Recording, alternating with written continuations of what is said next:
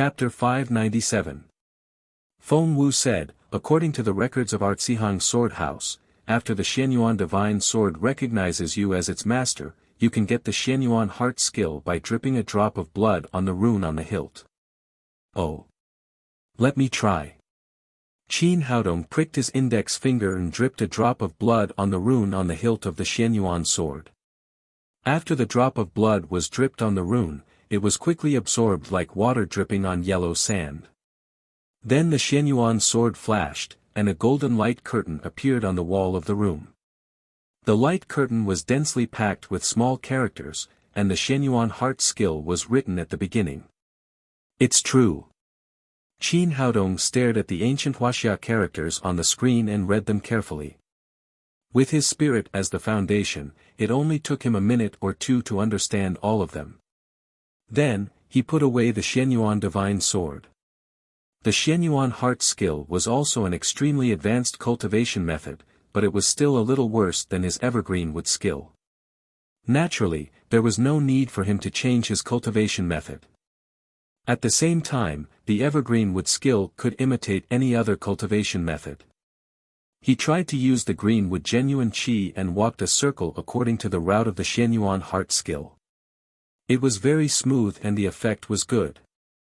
In other words, he had learned the Xianyuan Heart skill now. At this moment, he felt something wrong. He turned his head and saw that Feng Wu, who had always been dignified and beautiful, was looking at him lovingly with her cheeks flushed.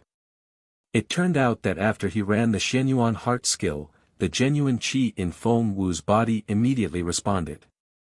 The speed of running was more than 10 times faster than usual, and she had a feeling of excitement. She wanted to throw herself into the arms of the young man in front of her. Qin Haodong looked at Feng Wu and also had a feeling of eagerness. This was the mutual response of the cultivation method of dual cultivation. After understanding all this, Qin Haodong hurriedly stopped running the Xianyuan Heart skill, and the two of them slowly returned to normal. After verifying everything Feng Wu said, it was equivalent to confirming the marriage between them in disguise. Both of them fell into silence, and the atmosphere in the room became a little awkward. Qin Haodong was a little hesitant, not knowing whether he should accept the engagement. If he accepted it, the two of them had known each other for a short time, and there was no emotional foundation. Besides, he had enough girlfriends now. He was Feng Wu's only choice if she didn't accept it. If she refused, the girl would be left alone for the rest of her life. It seemed that he had to accept a disciple. Even for the sake of the Artsihang Sword House, he had to pass on the Yellow Emperor Xianyuan. It was almost midnight, so the two of them didn't sleep. They sat there and chatted. Qin Haodong tried his best to learn as much information about the Artsihang Sword House and the Devil Gate from Feng Wu. This was especially true for the Joyful Union sect. He felt that today's matter couldn't be resolved so easily. Only by understanding more information about the other party would he be able to understand himself and the enemy, and protect himself and the people around him. At the same time, in a luxurious suite of a 5-star hotel, the black-clothed saint who escaped from the Sun family was standing there respectfully. Opposite him sat a man and a woman on the leather sofa. The man's hair was white, but his skin was as smooth as a baby's. There was not a single wrinkle on his face, making it impossible to tell his age. What stood out the most was that this person had a pair of red eyebrows, which looked rather strange. Next to him sat an extremely voluptuous and sexy woman. This woman was about 20 years old, but she had the charm of an adult woman. She exuded a huge pressure from all over her body, making it impossible to guess her age. Black Wind, did you say that Bai Rui and Zhou Chongkong were killed by the little woman from the Artsihang Sword House? The black-clothed man called Black Wind said respectfully, yes, sect master. The two protectors are dead. The man and the woman opposite him were the sect masters of the Joyful Union sect. Because of the dual cultivation, the Joyful Union sect was different from other sections. There were 2 sect masters in total. The man was called Red-Eyebrowed Monster, and the woman was called Madam of Bones. Both of them were experts at the 9th level of the Supreme Power Realm. Red-Eyebrowed Monster was born with a pair of red eyebrows, which was how he got his name. Madame of Bones was good at the art of collecting yang to nourish Yin. It was said that any man who had sex with her would be sucked into a skeleton, so she got the name Madame of Bones. Red-Eyebrowed Monster picked up the red wine glass in front of him and took a sip. He asked slowly, "The two protectors are both at the 8th level of the Supreme Power Realm. It's not easy to kill them. How many masters did the other party send?" Madame of Bones said, "Tell me the specific situation at that time. It must be detailed and there can't be any omissions." "It's like this," Sect Master Black Wind told him the whole story and finally said, "Originally, the two protectors were going to win, but then Qin Haodong suddenly appeared. I don't know how the two protectors were killed." Red-Eyebrowed Monster frowned and said in a cold voice, "No matter what, you are a master at the 3rd level of the Supreme Power Realm. You were watching the battle at that time, but you didn't even see how they died. What's the use of you?" Black Wind knelt on the ground and said nervously, "I'm incompetent. Please spare my life, Sect Master." It was no wonder that he was afraid. The two people in front of him were both big shots in the Devil Gate. They could kill him easily. Madame of Bones said, "Get up, I'll spare you this time." "Thank you, Sect Master." After saying that, Black Wind got up from the ground. Madame of Bones asked again, "What's the cultivation level of the boy named Qin Haodong?" Black Wind said, "According to the information I've collected, his cultivation should be between the 3rd level and the 4th level of the Supreme Power Realm." With such a low cultivation, not only did he save Feng Wu, but he also killed the two protectors in an instant. Madame of Bones turned around and said to Red-Eyebrowed Monster, "There's something strange about this matter. We know the cultivation of Bai Rui and Zhou Changkong. They have been at the 8th level of the Supreme Power Realm for many years. Moreover, the two of them are good at joint attacks. Even if we attack them, we can only defeat them after 3 moves. How could they be killed in an instant? It's strange, it's really strange." Red-Eyebrowed Monster thought for a moment and said to Black Wind, "Did you see it clearly at that time? Could there be masters from the Zhihang Sword House hiding nearby?" Black Wind said, "I don't think so. I didn't see anyone else except Feng Wu and Qin Haodong.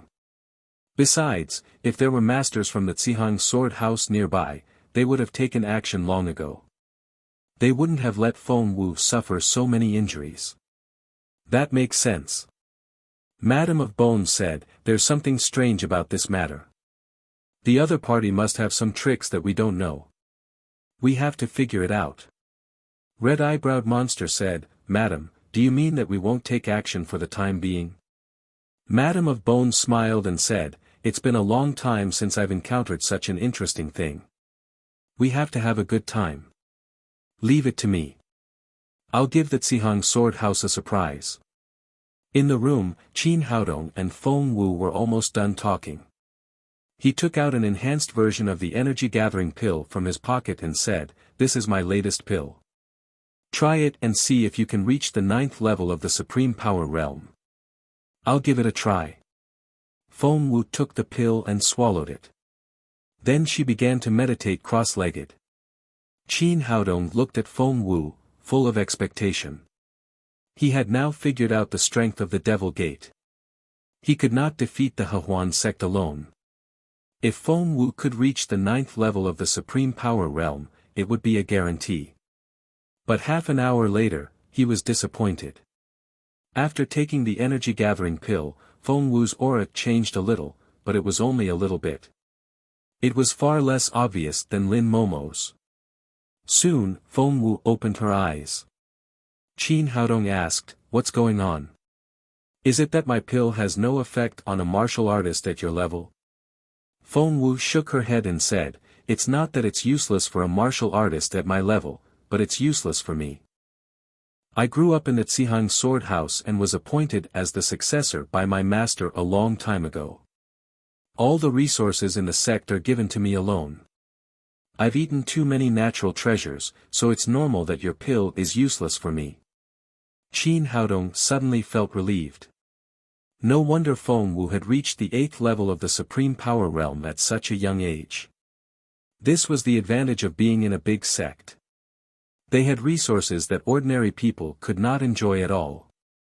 They had countless natural treasures and spiritual medicines, so the disciples in the sect could improve far faster than others.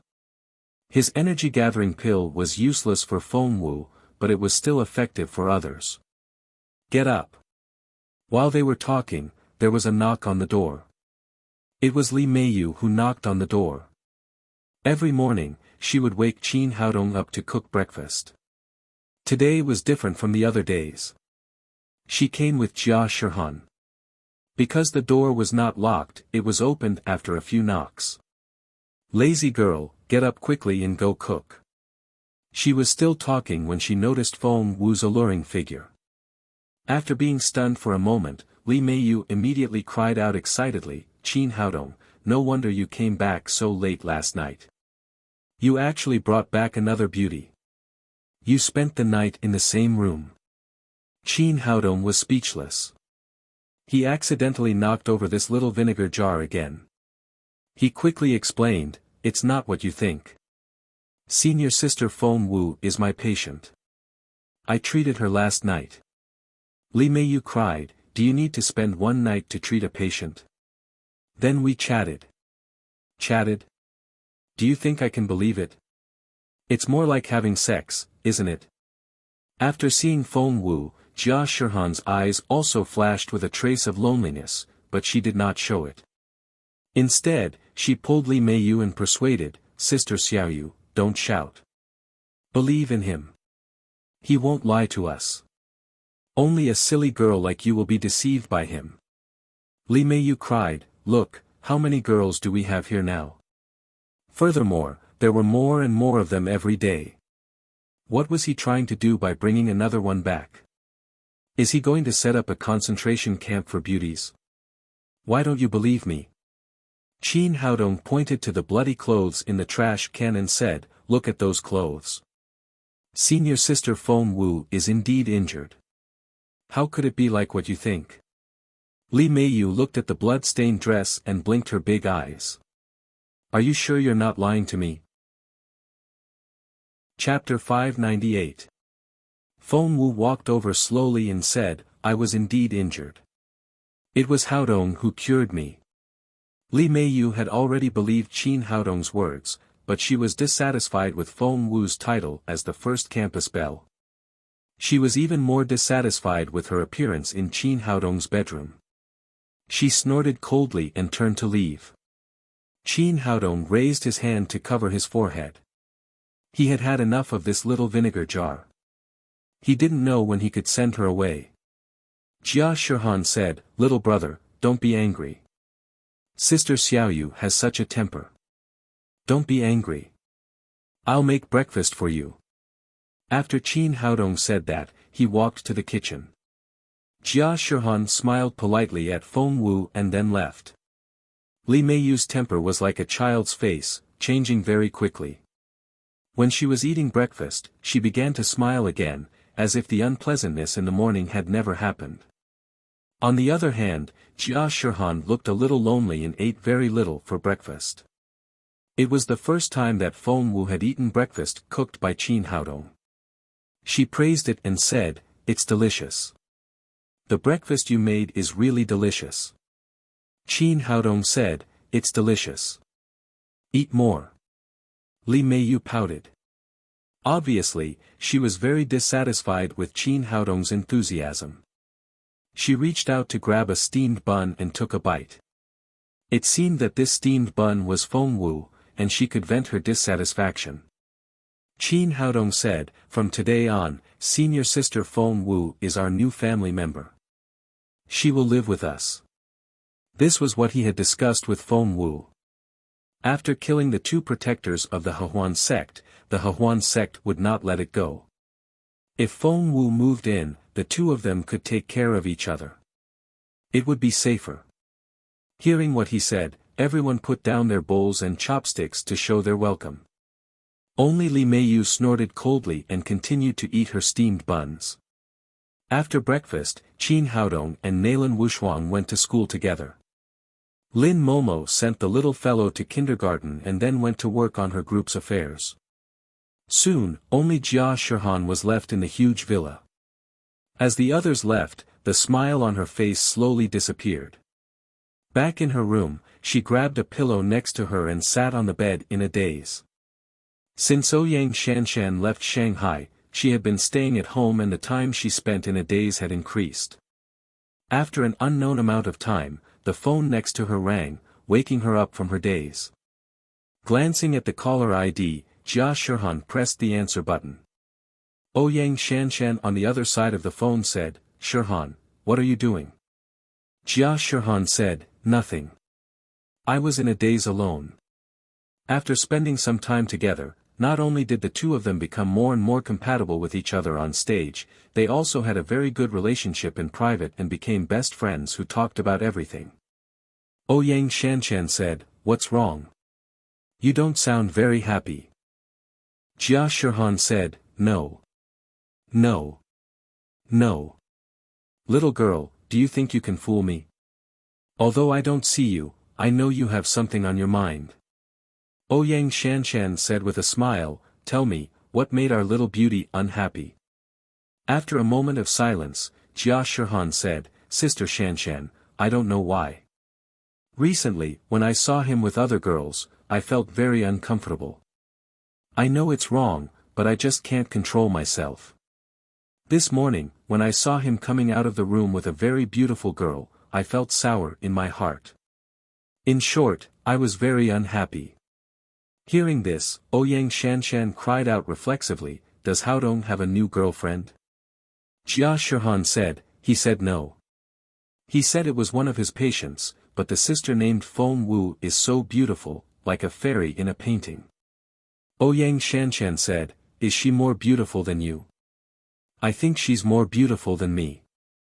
After a moment of silence, Ouyang Shanshan said, "Shihan, you're in love with your little brother." Jia Shihan's expression changed greatly and she said in a panic, "Sister Shanshan, don't scare me." Ouyang Shanshan said, "What's there to be afraid of? It's every woman's right to pursue love.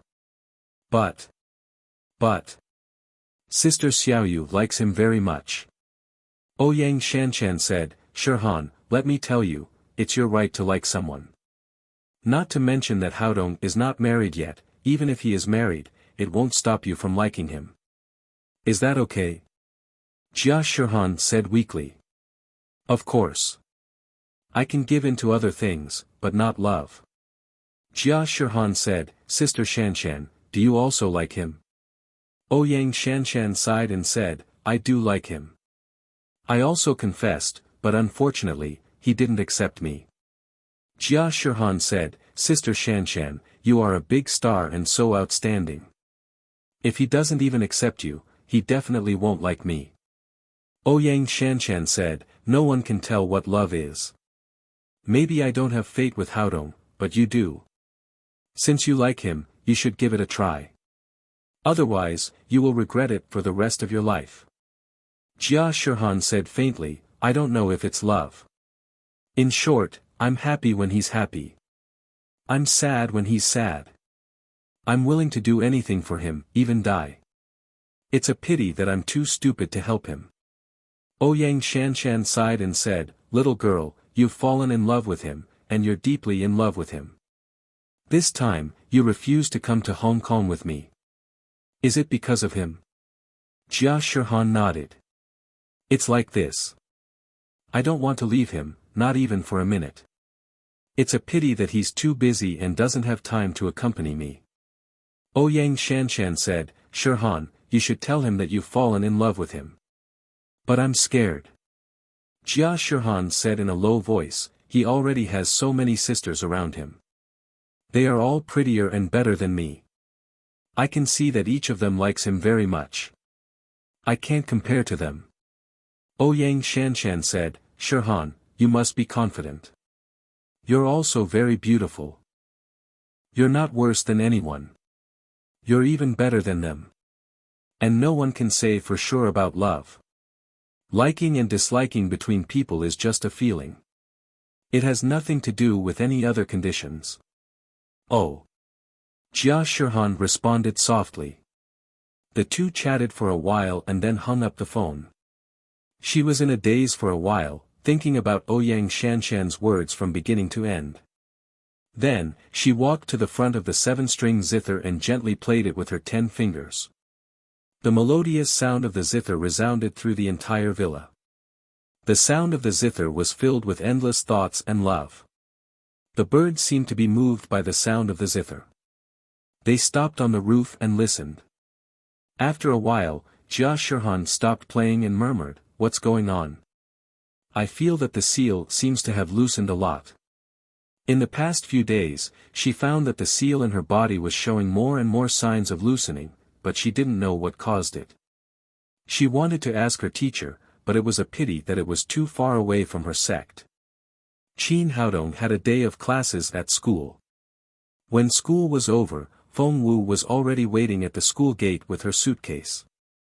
From today on, she would move to Qin Haodong's house. Li Meiyu snorted and turned her face to the other side. She didn't care about all this. In her eyes, there was only Qin Haodong.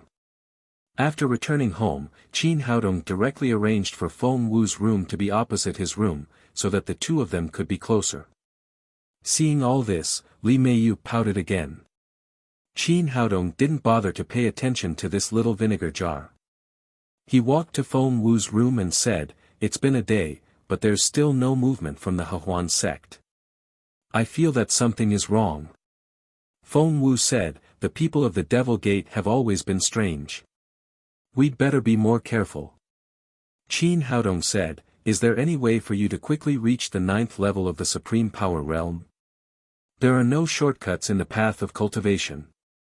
Speaking of this, Feng Wu suddenly blushed and said, "But according to the records of Artsihang Sword House, dual cultivation can greatly improve the speed of cultivation." Speaking of this, she seemed to have exhausted all her courage and quickly turned her head to look out of the window. Qin Haodong really didn't have a clue about the matter with Feng Wu. Moreover, there was a little vinegar jar waiting outside the door. How could he give them a chance to rest? He changed the topic and said, "Take a rest first. I'll make dinner for you." After dinner, a group of girls gathered in the living room to watch TV. Qin Haodong didn't go out because he was worried about the Hehuan sect. After taking a shower, he returned to his room. At this time, thunder was rolling outside the room, and the wind and rain were raging. The girls also turned off the TV and went back to their rooms to rest. Just as Qin Haodong was about to turn off the light, he saw a snow-white figure appear in front of the window. Then, she jumped in and closed the window.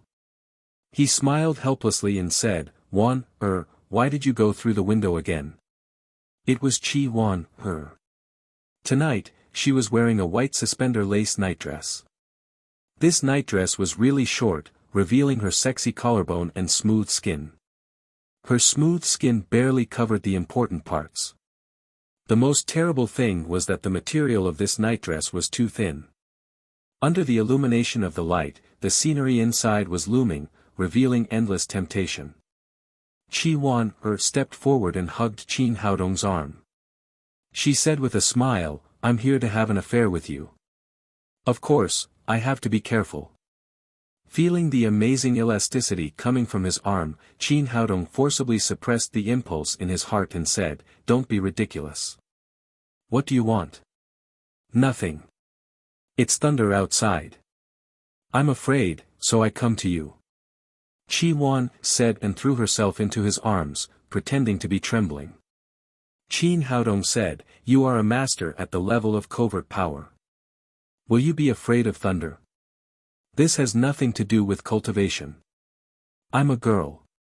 It's natural for me to be timid." Qin Haodong said, "Then why don't you go to Sister Wushuang's room?" Hearing this, Qi Wan stared at him and put on a fierce look. She said, "Why do you talk so much nonsense?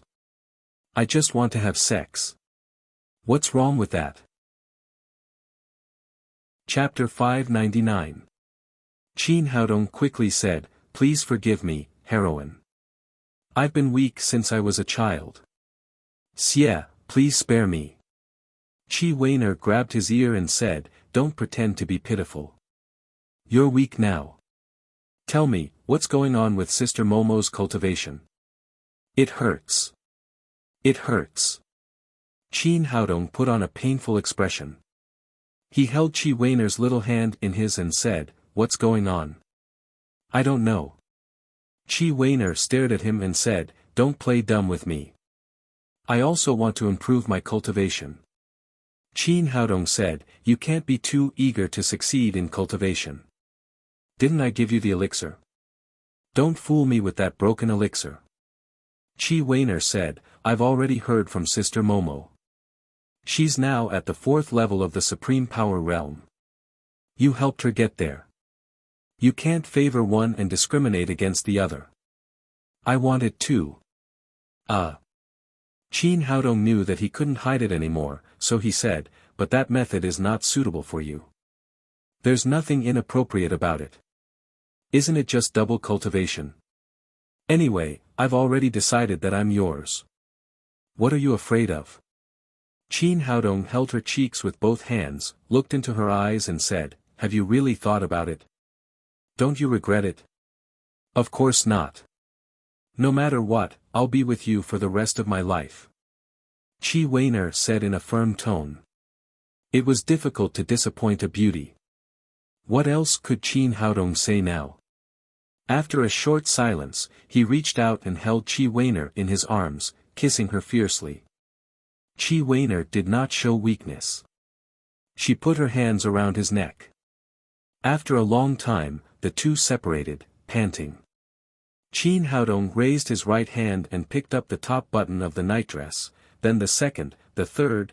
Qi Weiner's eyes were like water, and her cheeks were so red that it seemed to be dripping blood, but she did not dodge at all. Knowing that this moment was finally coming, she gently closed her eyes. Her chest rose and fell violently, constantly changing a wonderful arc. The last button was unbuttoned, and there was nothing that could stop Qin Haodong's movement at this time. He raised his hand and gently pulled the nightdress off. Suddenly, a dazzling spring light burst out, and the atmosphere in the whole room became ambiguous. Seeing this scene, Qin Haodong suddenly felt a little nervous, as if he didn't know what to do. His nostrils were burning, as if he was about to have a nosebleed. Although Qi Weiner was mentally prepared, it was her first time after all. For a moment, her cheeks were hot, as if on fire. She gently opened her eyes and saw that Qin Haodong was staring at her body. She couldn't help but feel more shy. However, she was a brave girl after all. She knew that there was no point in being shy at this time. She might even miss the most important opportunity in her life. So be it.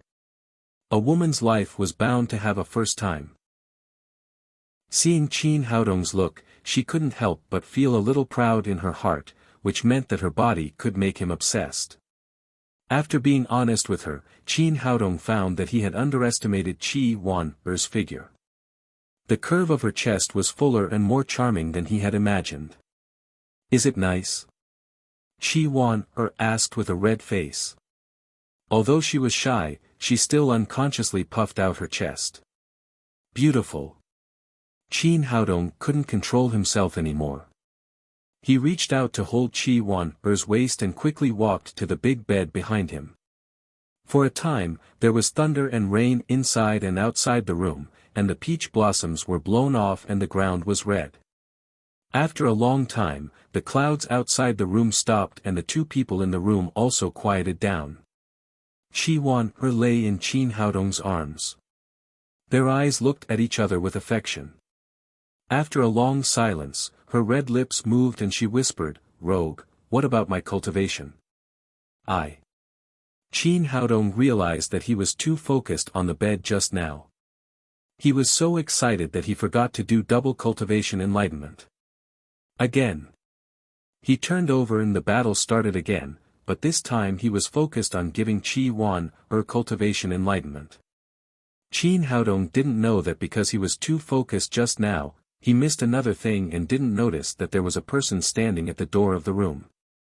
Li Meiyu stood in front of the door for a long time and her eyes were full of tears. Jealous people were always narrow-minded.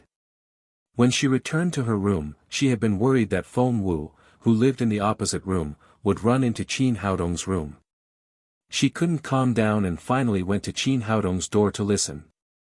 Unexpectedly, she heard the battle just now. It turns out that he has been lying to me all the time. He has never wanted to pursue me. He likes other women. Li Meiyu raised her hand and wanted to break the door of Qin Haodong's room. When she saw the scene in the room, she finally stopped and turned around to run out of the villa. Sword and whip were on duty tonight. They were guarding the door, but they saw Li Meiyu running out while crying. "Miss Li, where are you going?" Sword shouted a few times, but Li Meiyu ignored him at this time. She trotted out of the villa and ran out of the gate of the community. Sword turned back and said to Whip, "What's wrong with Miss Li? Why did you go out alone so late? Should we go and report to the boss?" He glanced at him and said, "You know nothing but cultivation. It's obvious that you quarreled with the boss. The boss has so many women. It's very commendable that he didn't quarrel until now. If I had 2 wives, I would probably die of quarreling with him." Sword said, "But it's so late. Will it be dangerous for Miss Li to go out alone?" Whip said, "We just need to do our work well. Don't worry about the boss's love life. Do you think the boss doesn't know that Miss Li has left the villa?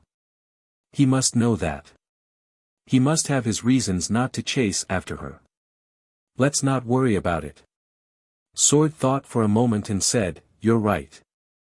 Let's pretend that we didn't see it." What they didn't know was that their boss was busy giving Qi Wan cultivation. Even if all the people in the villa left, they wouldn't be distracted, let alone Li Meiyu. After Li Meiyu left the community, she wandered aimlessly on the street alone. It was the first time in her life that she had fallen in love with a man and cried for a man. So the more she thought about it, the sadder she felt and the farther she walked. As she walked, a brightly lit bar appeared in front of her. She didn't even think about it before she walked in. Although it was almost midnight outside, the nightlife in the bar had just begun. People who had been depressed for a whole day were here to vent their inner emotions. There was a hubbub of voices. Li Meiyu went to the bar counter and ordered a strong cocktail from the bartender. Then she drank it in one gulp and ordered another one. She had only one idea now. That was to get herself drunk and get rid of all her worries. When a beautiful woman like her came to the bar alone, she immediately became the center of attention. Many unkind gazes gathered on her. "Chick, are you drinking alone?" A gangster in a flowery shirt with a dragon tattooed on his chest came over with a lewd look. His obscene eyes wandered up and down Li Meiyu's body. There were 4 or 5 gangsters behind him. Their hair was dyed in colorful colors, and their faces were full of evil intentions. Li Meiyu ignored him. She picked up the glass in front of her again and drank it up. "Little girl, is there something you're unhappy about? Have you been dumped? Don't worry. If you don't want others, I want you. If you follow me, I promise you'll be happy." The man in the flowery shirt said and put his hand on Li Meiyu's shoulder. Li Meiyu raised her hand and pushed him away. "Go away, I don't know you." Then she said to the bartender again, "Give me another glass of wine." The man in the flowery shirt looked lewd. He said with a smile, "We don't know each other now, but we can be honest and have in-depth communication later. Let's go, girl. Let's find a room now and get familiar with each other."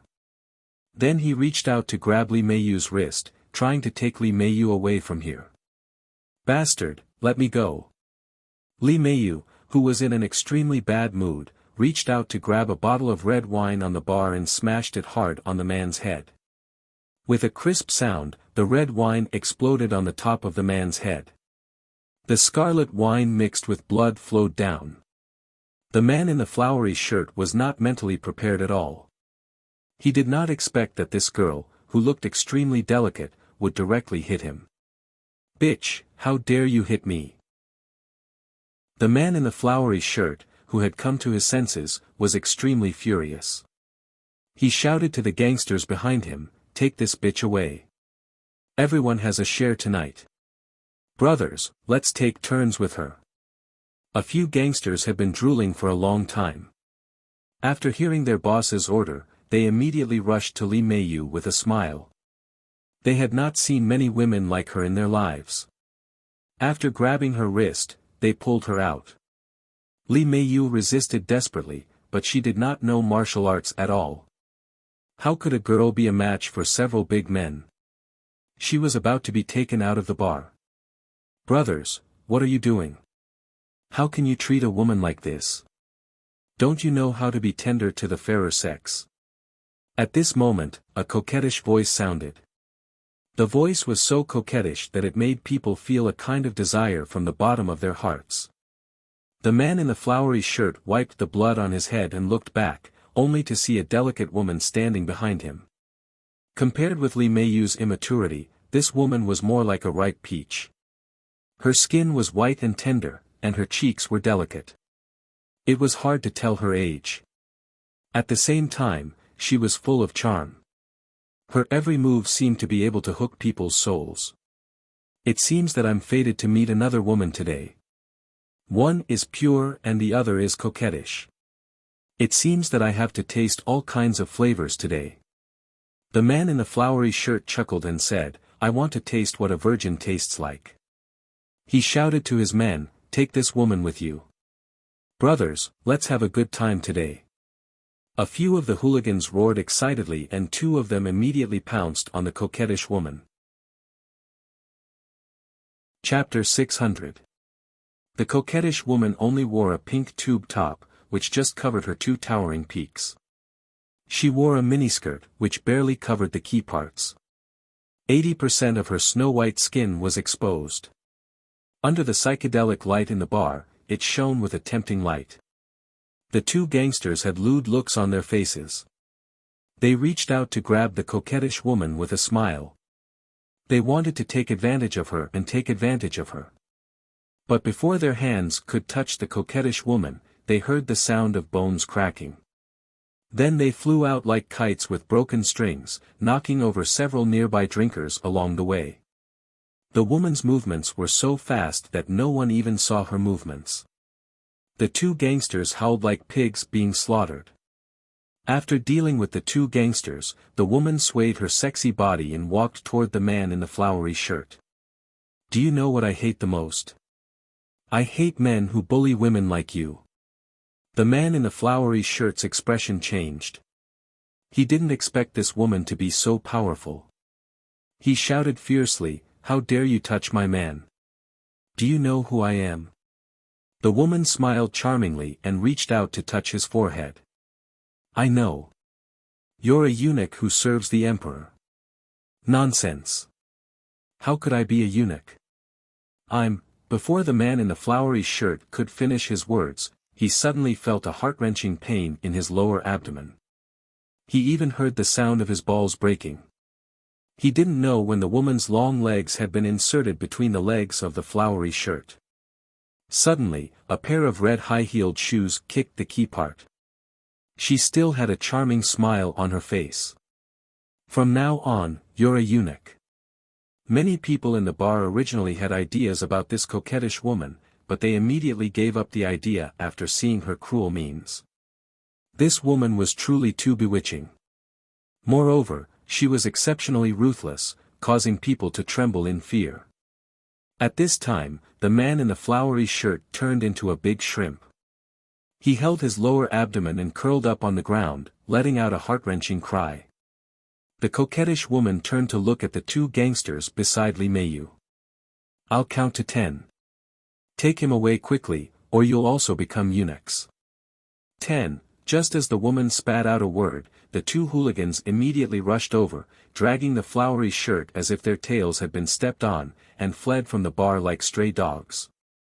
After dealing with these gangsters, the coquettish woman came to Li Meiyu and said as if she had done something trivial, "Little sister, did I scare you?" Li Meiyu came to her senses and was half sober. She said, I'm fine. Thank you for your help, sister. The coquettish woman giggled. It's nothing. We're all women. Women should help each other. The thing I hate the most in my life is men bullying women. A tasteless man like him should be turned into a eunuch. She snapped her fingers at the bartender behind the counter. What are you waiting for? Hurry up and give us 2 glasses of wine. The bartender came back to his senses and hurriedly mixed 2 glasses of wine and placed them in front of them. Come little sister, let's have a drink together. The coquettish woman enthusiastically pulled Li Meiyu to sit down with her. The 2 extremely beautiful women sitting together immediately became the brightest focus in the bar. However, after the incident just now, many male creatures only dared to look at them from a distance, and no one dared to come over to flirt with this coquettish woman. The coquettish woman picked up the glass and took a sip. She said, Little sister, my surname is Bai. You can call me Sister Bai. What's your name? My name is Li Meiyu. Thank you for helping me just now. She had calmed down a lot now. It was too dangerous just now. If it hadn't been for the help of this woman, the consequences would have been unimaginable. This reminded her of the last time she was in danger in the bar. At that time, Qin Haodong had saved her. Thinking of that handsome man, she could not help but sigh. When she was in Hong Kong, countless rich men were around her like flies, but she didn't like those people. Now she finally found someone she liked, but unfortunately, he didn't like her. The coquettish woman said, Little sister, you seem to have something on your mind. Can you tell me? Maybe I can help you. No one can help me. Li Meiyu said as she picked up the glass and drank half of the wine in it. Although she didn't believe that this woman surnamed Bai could help her, she had a desire to pour out her feelings for Qin Haodong. Finally, she said, I like him, but he brought back another woman. The coquettish woman said, Little sister, you are so beautiful that even I like you. He has no reason not to like you. Is that woman more outstanding than you? Li Meiyu said, That woman is indeed very beautiful. Her name is Feng Wu, the first campus belle of Shanghai Medical College. An imperceptible cold light flashed in the coquettish woman's eyes. She said casually, Little sister, it's just a man. There's no need to be so sad for him. But he said that he would pursue me, but he didn't. Instead, he found another woman. Li Meiyu's eyes were full of tears. There was sadness, disappointment, and indescribable feelings. The coquettish woman pulled a tissue and handed it to her, saying, If you really like that man, I can help you. Li Meiyu wiped the tears from the corners of her eyes and said, His heart is not with me. What can I do? Of course there is a way. The coquettish woman said, I fell in love with a heartless man just like you. I loved him very much, but he left with another woman. Li Meiyu couldn't help asking curiously, what happened then? I was more sad and desperate than you at that time. I wanted to commit suicide by jumping into the river. Later, I was saved by an otherworldly master. He taught me a way to tie a man's heart. I tried it and it was really effective. Li Meiyu's eyes lit up and she said, Really? What's the way? The coquettish woman grabbed her LV bag and took out 2 different colors of incense, one black and one red. She said, Is this the solution? Li Meiyu said in surprise, Aren't they just 2 incense sticks? What's the use? The coquettish woman held the 2 incense sticks and said, This red one is called the love incense, and the black one is called the broken love incense. If you want to win back a heartless man's heart, first use the broken love incense to break his fate with that woman, and then use the love incense to continue your fate with this person. Then, he will only love you in this life and will never fall in love with another woman again. Are you serious? Can this thing work? Li Meiyu looked at the 2 ordinary incense sticks and didn't quite believe the woman's words. Sister, I won't lie to you. I did try it. Now my husband got it with these 2 incense sticks. The coquettish woman said, "It must be a good thing. It can definitely help you win back that man's heart, but I have to charge you for these 2 incense sticks. 1 incense stick is 500,000 yuan, and 2 incense sticks are 1 million yuan. Li Meiyu didn't say anything. She didn't care much about 1 million yuan.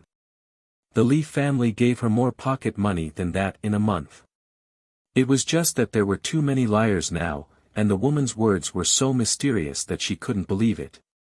The coquettish woman seemed to know what she was thinking and said, "Sister, I know you don't trust me very much. How about this, you take this black broken love incense. I won't charge you for now. When you break them up and believe me, you can buy my red broken love incense with 1 million yuan. What do you think? Is that okay? You don't have to be afraid that I'll cheat you of your money. Well, it's a deal. If your method really works, I can give you 2 million yuan. Li Meiyu's eyes sparkled with excitement. The coquettish woman's method made her trust her a lot. The coquettish woman said with a charming smile, "Little sister, don't worry. I've used this kind of incense on many people. It works every time and it hasn't failed yet." Li Meiyu asked, "Sister Bai, how do you use this kind of incense?" The coquettish woman said, "The material of this kind of incense is very special. It's different from ordinary incense. It's colorless and odorless after being lit, and there's no smoke coming out. It's very hidden and won't be discovered. When you use it, let the man and woman stay in a room and then secretly light this incense.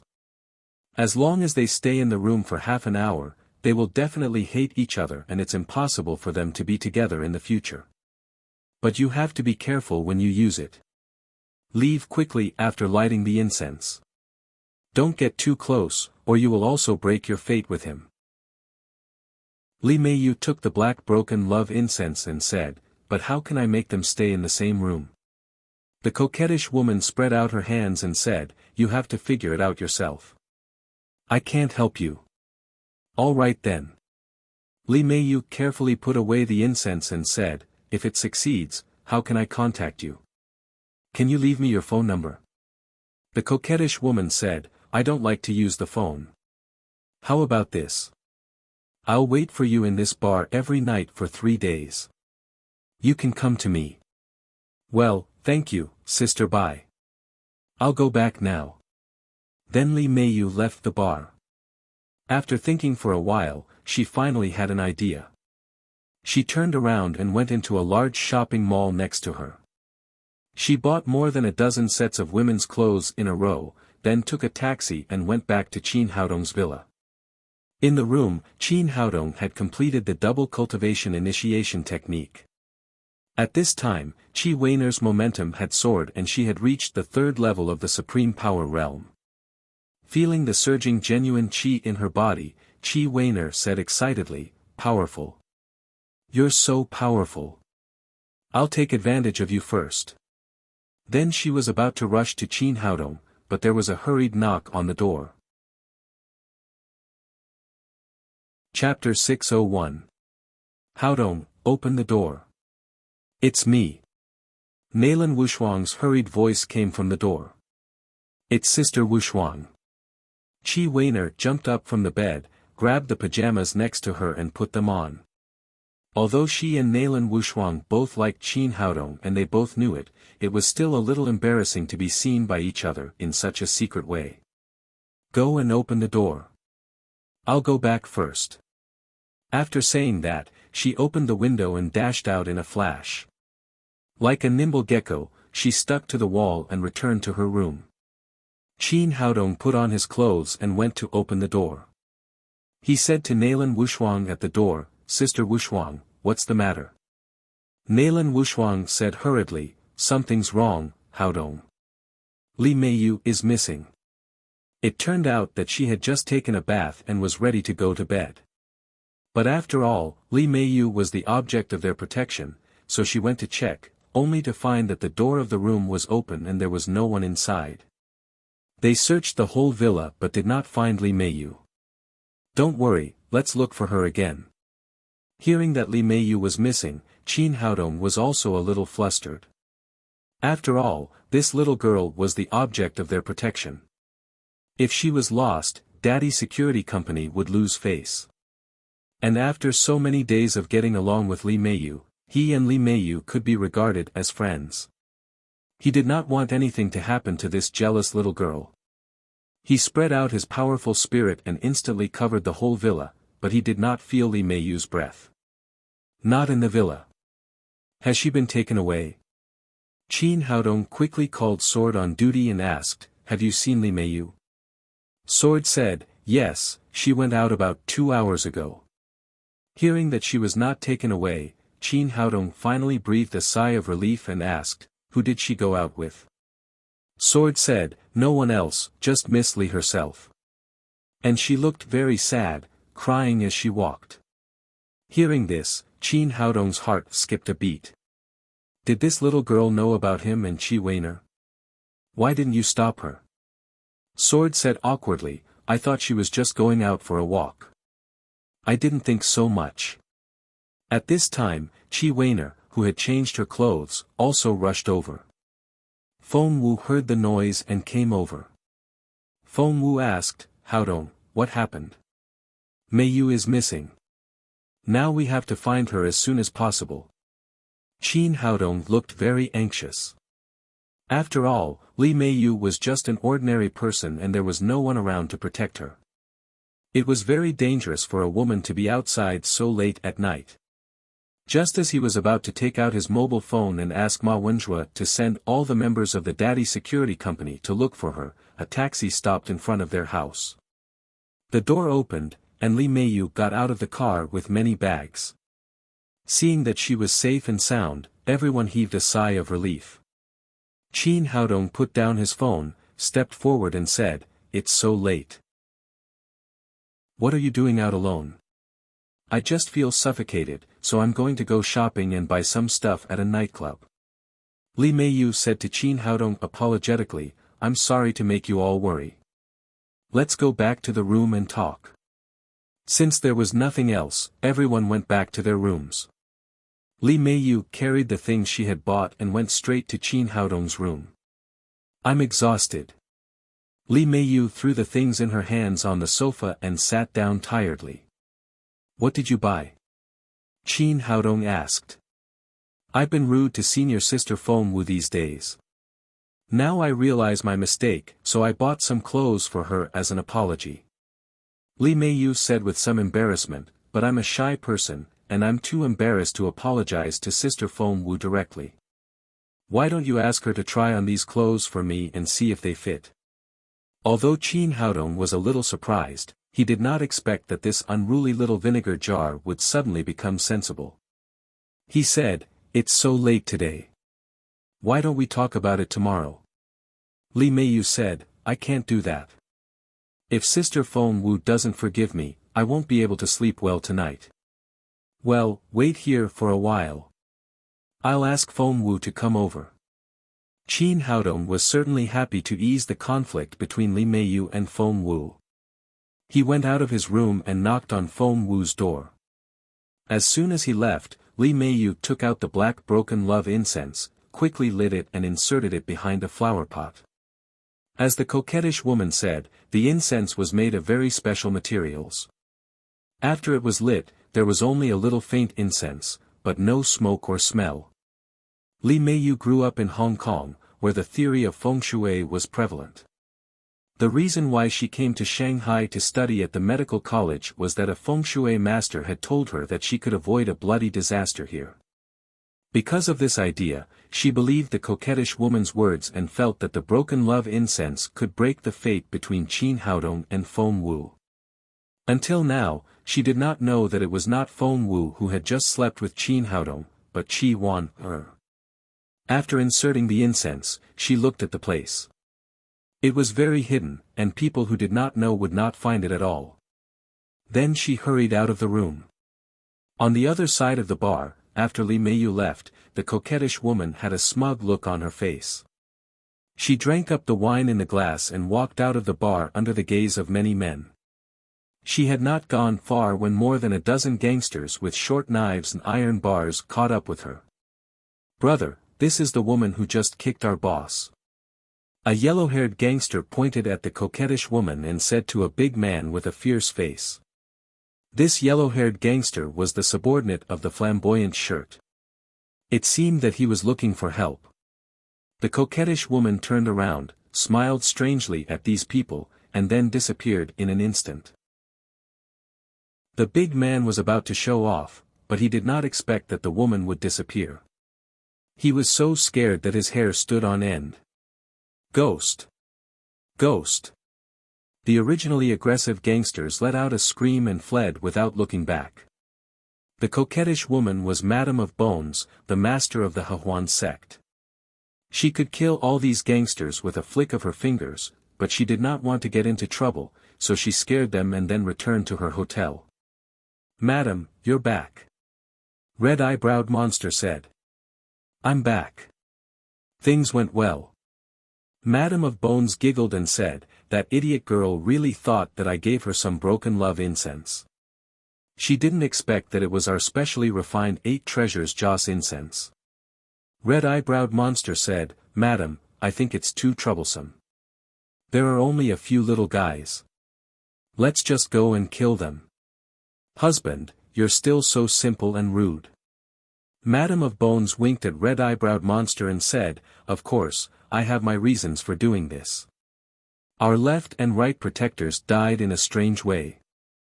I don't know what special methods Feng Wu and Qin Haodong used. If we act rashly, we may suffer losses. So we should outsmart them. Now I'll use a little trick. Not only can I get rid of these 2 little guys, but I can also ruin the Zihang Sword House." Red-Eyebrow Monster reached out and pulled Madame of Bones into his arms. He said with a smile, "My wife is so resourceful. Tell me, how did you ruin the reputation of the Zihang Sword House?" Madame of Bones said, "Although the women of the Zihang Sword House are like saints all day long, in fact, we know very well that it's not that they don't want men, but that they can't find men because of their special cultivation methods. Hundreds of years ago, an elder of our Devil Gate kidnapped a female disciple of the Zihang Sword House and forced himself to sleep with her. As a result, not only was the elder sucked dry, but the female disciple of the Zihang Sword House also exploded and died. This shows that the women of the Zihang Sword House can't touch men at all. I just lied to that idiot girl and asked her to use the 8 treasures Joss incense on Qin Haodong and Feng Wu. I don't need to tell you the result, do I?" Speaking of this, she giggled again. Red-Eyebrow Monster suddenly realized and said, "I understand. The result is that the boy surnamed Qin was sucked dry, and the young master of the Zihang Sword House exploded and died. In this way, we didn't need to do anything to deal with the 2 strong enemies. No matter how powerful they are, they can't use them. Madam, you are so smart. Come on, let's celebrate." As he spoke, he reached out to touch Madame of Bones' chest. "What's the hurry?" Madame of Bones slapped Red-Eyebrow Monster away and said, "It's almost time. Let's go to Qin Haodong's house and see how it goes.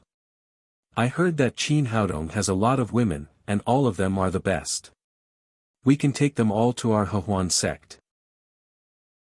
Red-Eyebrow Monster's eyes lit up when he heard that there were beautiful women.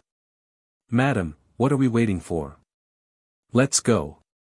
Qin Haodong came to Feng Wu's room and told her what Li Meiyu had just said. Then he said, "It's really not easy for this little vinegar jar to apologize. Come with me and have a look. Don't let her down." Feng Wu said, "It's enough that she has such thoughts. She really doesn't need to give me a gift. She has already bought it and sent it here. You have to go and have a try." Qin Haodong said as he pulled Feng Wu back to his room. After entering the door, he did not see Li Meiyu. "Hey, where did she go?" As Qin Haodong spoke, he found a note on the bedside table. He picked it up and took a look. It was left by Li Meiyu. The gist of the note was that she felt embarrassed to face Feng Wu, so she asked Qin Haodong to let Feng Wu try on these clothes. If they didn't fit, she could change them tomorrow. When did this lass become so shy? Qin Haodong shook his head and turned to Feng Wu. Then try them on. I think the clothes you bought are not bad. Okay then. Feng Wu hesitated for a moment and closed the door. She picked up a green dress from the clothes Li Meiyu had bought and said to Qin Haodong shyly, "Sacred Master, would you like to turn around?" Chapter 602. Oh. Qin Haodong answered and turned around. Feng Wu bit her lip gently. She was still a little embarrassed to change her clothes in front of a man. If it weren't for the engagement between them and if Qin Haodong wasn't her sacred master, she really wouldn't be able to do it. After hesitating for a moment, she slowly took off her coat. She had just been ready to sleep, so she didn't wear any underwear. She only wore a pair of black lace underwear. Her smooth skin was exposed to the air. Feeling a burst of heat on her cheeks, Feng Wu quickly put on the long dress. It's done. Look, do you like it? Qin Haodong turned around and looked at Feng Wu. It was a slim green dress. It had to be said that Li Meiyu had a very high aesthetic taste. The clothes she bought were also very beautiful. Not only were the sizes very suitable, but the temperament was also very compatible with Feng Wu. It looked elegant and beautiful. He sincerely praised, "Not bad, it's very beautiful." Really? Then I'll try this one again. Feng Wu was overjoyed to be praised by the sacred master. As a woman, it was natural to love beauty. Even if she was an expert at the 8th level of the supreme power realm, even if she was the young master of the Zihang sword house, she was still a woman. She asked Qin Haodong to turn around again, then she took another t-shirt and tried it on. During the process of changing clothes, she felt that her body was getting hotter and hotter, but Feng Wu didn't care too much. She thought it was because she was shy in front of Qin Haodong. Although Qin Haodong had his back to Feng Wu, he still felt itchy when he heard the rustling sound of clothes. Unconsciously, his lower abdomen was getting hotter and hotter, and there was a feeling of restlessness. He couldn't help shaking his head secretly. He was also a person who had seen many beautiful women, and he had even seen Zhou Xinju's underwear show. How could he become like this when he had his back to a woman? He was really getting more and more useless. After trying on a few clothes in succession, Feng Wu felt that she was really getting hotter and hotter. She wanted to tear off all her clothes and throw herself into Qin Haodong's arms. She had grown up in the Zihang sword house and had never had a boyfriend. Naturally, she did not understand what was going on. The feeling was getting stronger and stronger, and she could not bear it. With his back to Feng Wu, Qin Haodong felt more and more complicated. There was always a voice in his head talking to him, "This is your woman. You have an engagement with her. She is so beautiful. Why don't you push her down? This is such a good opportunity. If you don't do anything, wouldn't you be worse than a beast?" At the same time, his body was getting hotter and hotter, and the reaction there was getting more and more intense. Trying his best to control his restlessness, he waited for Feng Wu to finish trying on all the clothes so that he could take a cold shower to calm himself down. But after waiting for a long time, there was still no movement from Feng Wu. He couldn't help but feel a little curious. Did it take so long to change clothes? Just as he was about to ask, he felt a scorching hot body press against him. He turned around to see Feng Wu blushing. Blushing, she looked at him with a seductive gleam in her eyes. Worst of all, Feng Wu had just taken off all the clothes she had tried on, and all she had on was her little black underwear. The sight of her was like a storm that ravaged his eyes. Qin Haodong was a little surprised. He didn't expect Feng Wu, who was usually so pure and holy, to be like this. Before he could speak, Feng Wu threw herself into his arms and pressed her soft lips on his. "Hurry up and take her to bed.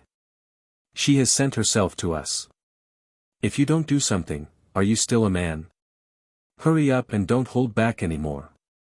She is your woman and you are engaged. There is nothing to worry about. Man. You are a man. Such a beautiful woman, quickly push her down. Driven by an inexplicable force, Qin Haodong could no longer control himself.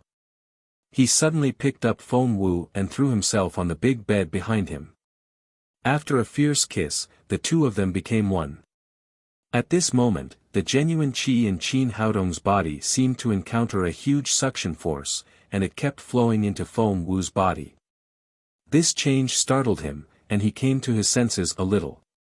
Thinking of what Feng Wu had said about the dual cultivation method, he hurriedly changed the eternal green wood skill to the Xianyuan heart skill and ran the genuine qi in his body.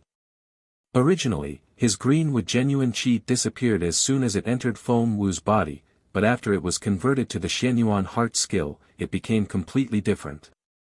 Not only did it not dissipate, but it also merged with Feng Wu's genuine qi and became stronger. The two of them used the dual cultivation method, which was of the same origin. After the merged genuine qi circulated in Feng Wu's body for a large circle, it began to flow backward into Qin Haodong's body. That was to say, the two of them were now combined into one, forming a unique large circle. Feng Wu's cultivation had originally reached the 8th level of the Supreme Power Realm, and after the fusion, her genuine qi became even stronger. Fortunately, Qin Haodong's body had been nourished by the green wood genuine qi all year round, so his meridians were not only wide but also extremely tough. If it were anyone else, they would definitely explode from the genuine qi when there was such a big gap between their cultivations. He concentrated his spirit and qi and ran it according to the Xianyuan heart skill. His body gradually adapted to the change of the genuine qi, and an extremely powerful feeling arose spontaneously. Qin Haodong knew that this powerful feeling was real and not an illusion. In the state of dual cultivation, he did have the power of the 8th level of the Supreme Power Realm. Although his real cultivation was still at the early stage of the Gold Core Realm, which was equivalent to the 3rd level of the Supreme Power Realm, he could completely borrow Feng Wu's power for his own use. This made his heart skip a beat. If he joined forces with Feng Wu in the future and their genuine qi were interconnected, it would be equivalent to having 2 8th level of the Supreme Power Realm. Moreover, after their fusion, their genuine qi was extremely powerful, much more powerful than that of an ordinary 8th level of the Supreme Power Realm. This idea made him extremely excited. After the dual cultivation was over, he really wanted to try it to see if it could achieve the desired effect. The genuine qi circulated back and forth in their bodies. Every time it ran a large circle, it would become much stronger. It had to be said that this was an extremely superior dual cultivation method. With this method, their cultivation improved rapidly. About half an hour later, the true qi had circulated thrice in their bodies, filling up their meridians to the brim. Moreover, the true qi was increasing with every passing moment. Qin Haodong was delighted. He knew very well what was going on. It meant that Feng Wu had touched the bottleneck of the 9th level of the Supreme Power Realm and was about to break through. While calming his mind, he kept running the genuine qi into Feng Wu's body. The genuine qi was getting more and more abundant, as if it was eager to find a breakthrough point to vent. There seemed to be an invisible force binding their genuine qi, and the two forces were constantly fighting. This kind of genuine qi gave them a very strange feeling. When it was in Feng Wu's body, it became restless and frantically attacked the invisible force. But when it returned to Qin Haodong's body, it became extremely peaceful, as if it was seizing the time to replenish its energy. The cycle went back and forth, advancing and retreating. After an unknown amount of time, a sudden explosion resounded in the minds of the two. Following that, the Jinshi found an opening and gushed out like a great river. At the same time, a powerful momentum burst out of their bodies, like a storm sweeping through the room. The huge air wave shattered the furniture in the room, and then the glass was broken, and they roared out of the window. She broke through. The two of them were ecstatic at the same time. After this dual cultivation, Fengwu had finally broken through the bottleneck of the 8th level of the Supreme Power Realm and reached the 9th level of the Supreme Power Realm. The dual cultivation method passed down by the Yellow Emperor and Mother Lei was indeed extraordinary. Outside the villa, Red-Eyebrowed Monster and Madame of Bones were hiding in the darkness. With their cultivation, they were not worried about being discovered by Saber and the others. Looking at the quiet villa in front of him, Red-Eyebrowed Monster said, "We've been waiting for so long. Why is there still no movement? Madam, is it because that little girl didn't use the 8 treasure joss stick you gave her, or is it ineffective?" Madame of Bones said, "That's impossible. That little girl is very anxious. After getting the joss stick, there is no reason not to use it. Moreover, this 8 treasure joss stick was personally refined by me. I used many precious materials and its effect is extremely powerful. Even if the other party is an immortal, he will fall to the mortal world after eating it." Red-Eyebrowed Monster said, "But we've been waiting for a long time. If we continue to wait like this, it will be dawn. Why don't we directly kill them?" Madame of Bones said with a smile, "Husband, you're always so anxious. You don't have any patience at all. Let's wait and see. My carefully planned method will not fail." At this moment, there was a loud bang and the window of Qin Haodong's room was smashed by the huge air wave. Ha! Ha! Ha! Finally! Red-Eyebrowed Monster said excitedly, "Madam, you're really smart. Fengwu must have sucked that guy dry and now his body exploded. I knew it. These 2 little guys can't escape from me." Madame of Bones said proudly, "Now it's time for us to pick the fruits. Take the remaining women back and replenish the strength of our Hehuan sect." After that, the 2 of them walked out of the dark, and then Black Wind jumped out with 20 disciples of the Hehuan sect. Madame of Bones pointed to the exploded window and said to Black Wind, "Go and see how Qin Haodong and Fengwu are doing. Have they been blown to pieces?" "Yes, madam," Black Wind answered. Then he floated up like a ghost and floated toward Qin Haodong's window. But as soon as he came to the window, before he could see clearly outside, a golden light suddenly flashed and a huge golden sword appeared in front of him. Oh no! A huge sense of crisis rose from the bottom of Black Wind's heart. He quickly mobilized all the genuine qi in his body and tried his best to hit out with his palm. He used the Black Wind palm, which was considered a superior cultivation method in the entire Devil Gate. Unfortunately, it was still too weak compared with the sword light in front of him. He was sent flying by the powerful sword light and his body had been cut in half in the air. He didn't even have time to scream. Chapter 603. When the disciples of the Hehuan sect saw that their leader had been killed by Qin Haodong in one move, they knew that they had met a ruthless person, so they immediately stopped. After Qin Haodong killed Black Wind with one move, he and Fengwu floated down from the window hand in hand. Now he had confirmed his guess. As long as his body was connected to Fengwu's, their genuine qi could be exchanged, and both of them would have the strength of a 9th-level Supreme Power Master. After such a big noise, all the people in the building were alarmed and ran out one after another. The 6 members of the Divine Mercenaries turned pale with fright. Their duty was to protect the safety of the villa, but suddenly there were so many men in black. This was their dereliction of duty. Saber waved his hand and several people were about to rush up, but Qin Haodong stopped them. "Stop, these 2 are both 9th-level Supreme Power Masters. You are no match for them." Hearing Qin Haodong's words, Saber and the others hurriedly stopped. A 9th-level Supreme Power Master was not someone they could deal with now. They might not even be able to take one move. Seeing that Qin Haodong had directly seen through her cultivation, Madame of Bones giggled and said, "Handsome boy, I didn't expect you to have such good eyesight. I don't know if you're good in bed.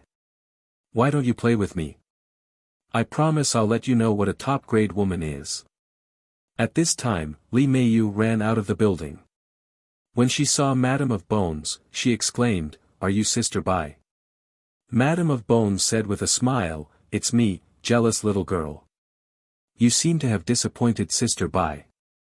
You took my 8 treasures joss stick, but it didn't achieve the effect I wanted. That joss stick is very expensive. 8 treasure joss stick." Qin Haodong and Feng Wu looked at each other and immediately understood what had just happened. No wonder they couldn't control their desires. It turned out that this was the problem. Li Meiyu pointed at Qin Haodong and Feng Wu, who were holding hands, and shouted angrily, "You lied to me. Didn't you tell me that it's called broken love joss stick? You can break them up after using it, but look at them now. They are even better than before." Madame of Bones smiled and said, "Little girl, why are you so serious? There are plenty of men if you want. Come to me. Our Hahuan sect has a lot of handsome and strong men. I guarantee that you will feel like dying. *tch, I'll kill you." In anger, Li Meiyu was about to rush to Madame of Bones, but she was pulled back by Nalan Wushuang next to her. At this time, it was simply courting death. Qin Haodong took Feng Wu 2 steps forward and said, "Are you Madame of Bones and Red-Eyebrowed Monster, the master of the Hahuan sect?" "That's us." Madame of Bones glanced at them and said, "Feng Wu, the young master of the Zihang sword house, didn't you say that the women of your sword house can't find men?" Madame of Sword Sect, Madame of Bones said, "Madame of Bones of Wu." Feng Wu said, "I have to thank Madame of Bones for her help. If it weren't for your 8 treasure joss stick, Haodong and I wouldn't have come this far." Qin Haodong smiled and said, "From this point of view, you are our matchmaker. We should thank you properly." Madame of Bones stopped smiling and gritted her teeth as she looked at the rosy cheeks. In. Feng Yan's Fu. In, Wu. Madam. In. Bai. You've obviously lost your virginity. Why are you still alive? After all, Feng Wu had just experienced her first time. She was extremely shy after being exposed by Madame of Bones. Qin Haodong instantly understood the purpose of Madame of Bones.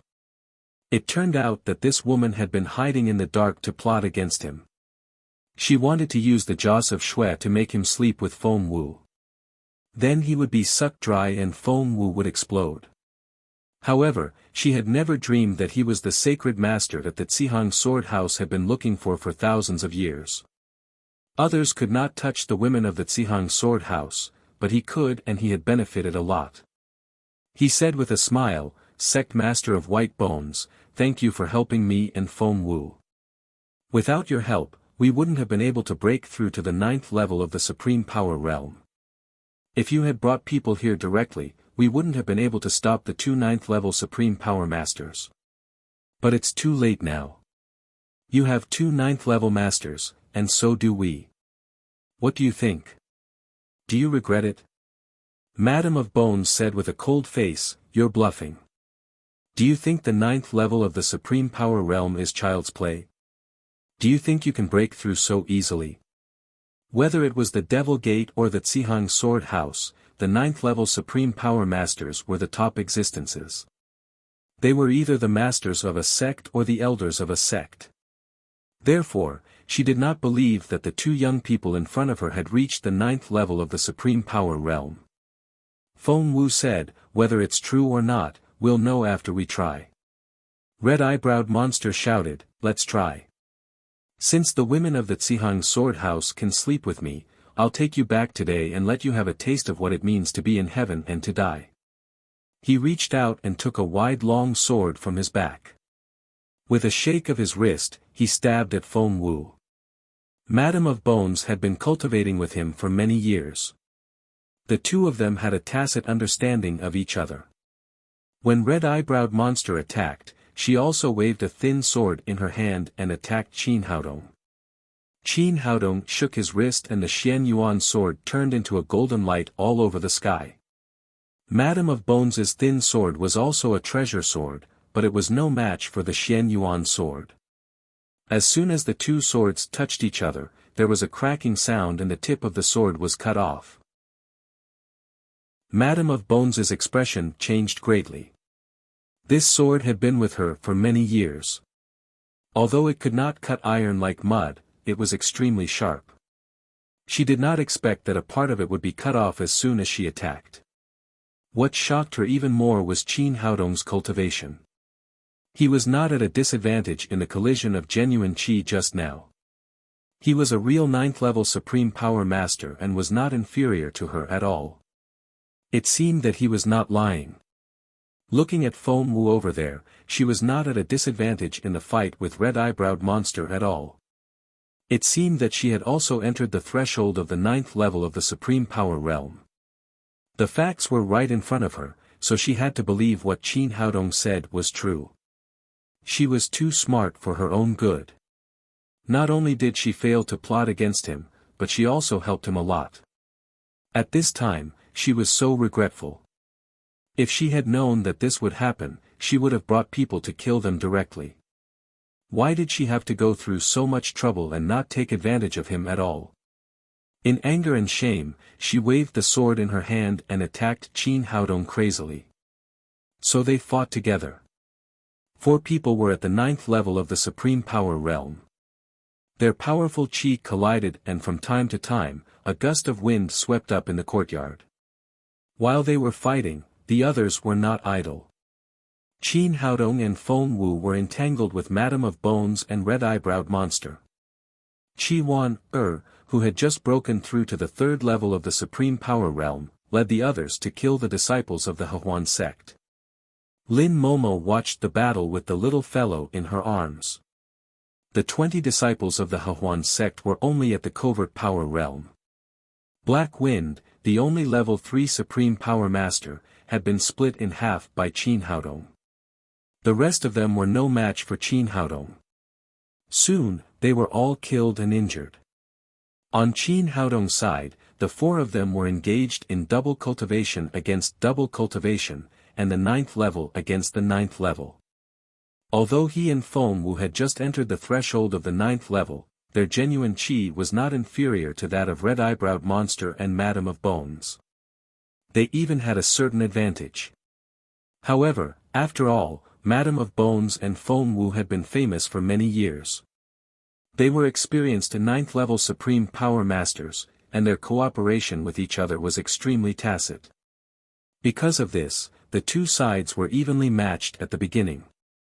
But as time went on, Qin Haodong and Feng Wu's cooperation became more and more tacit.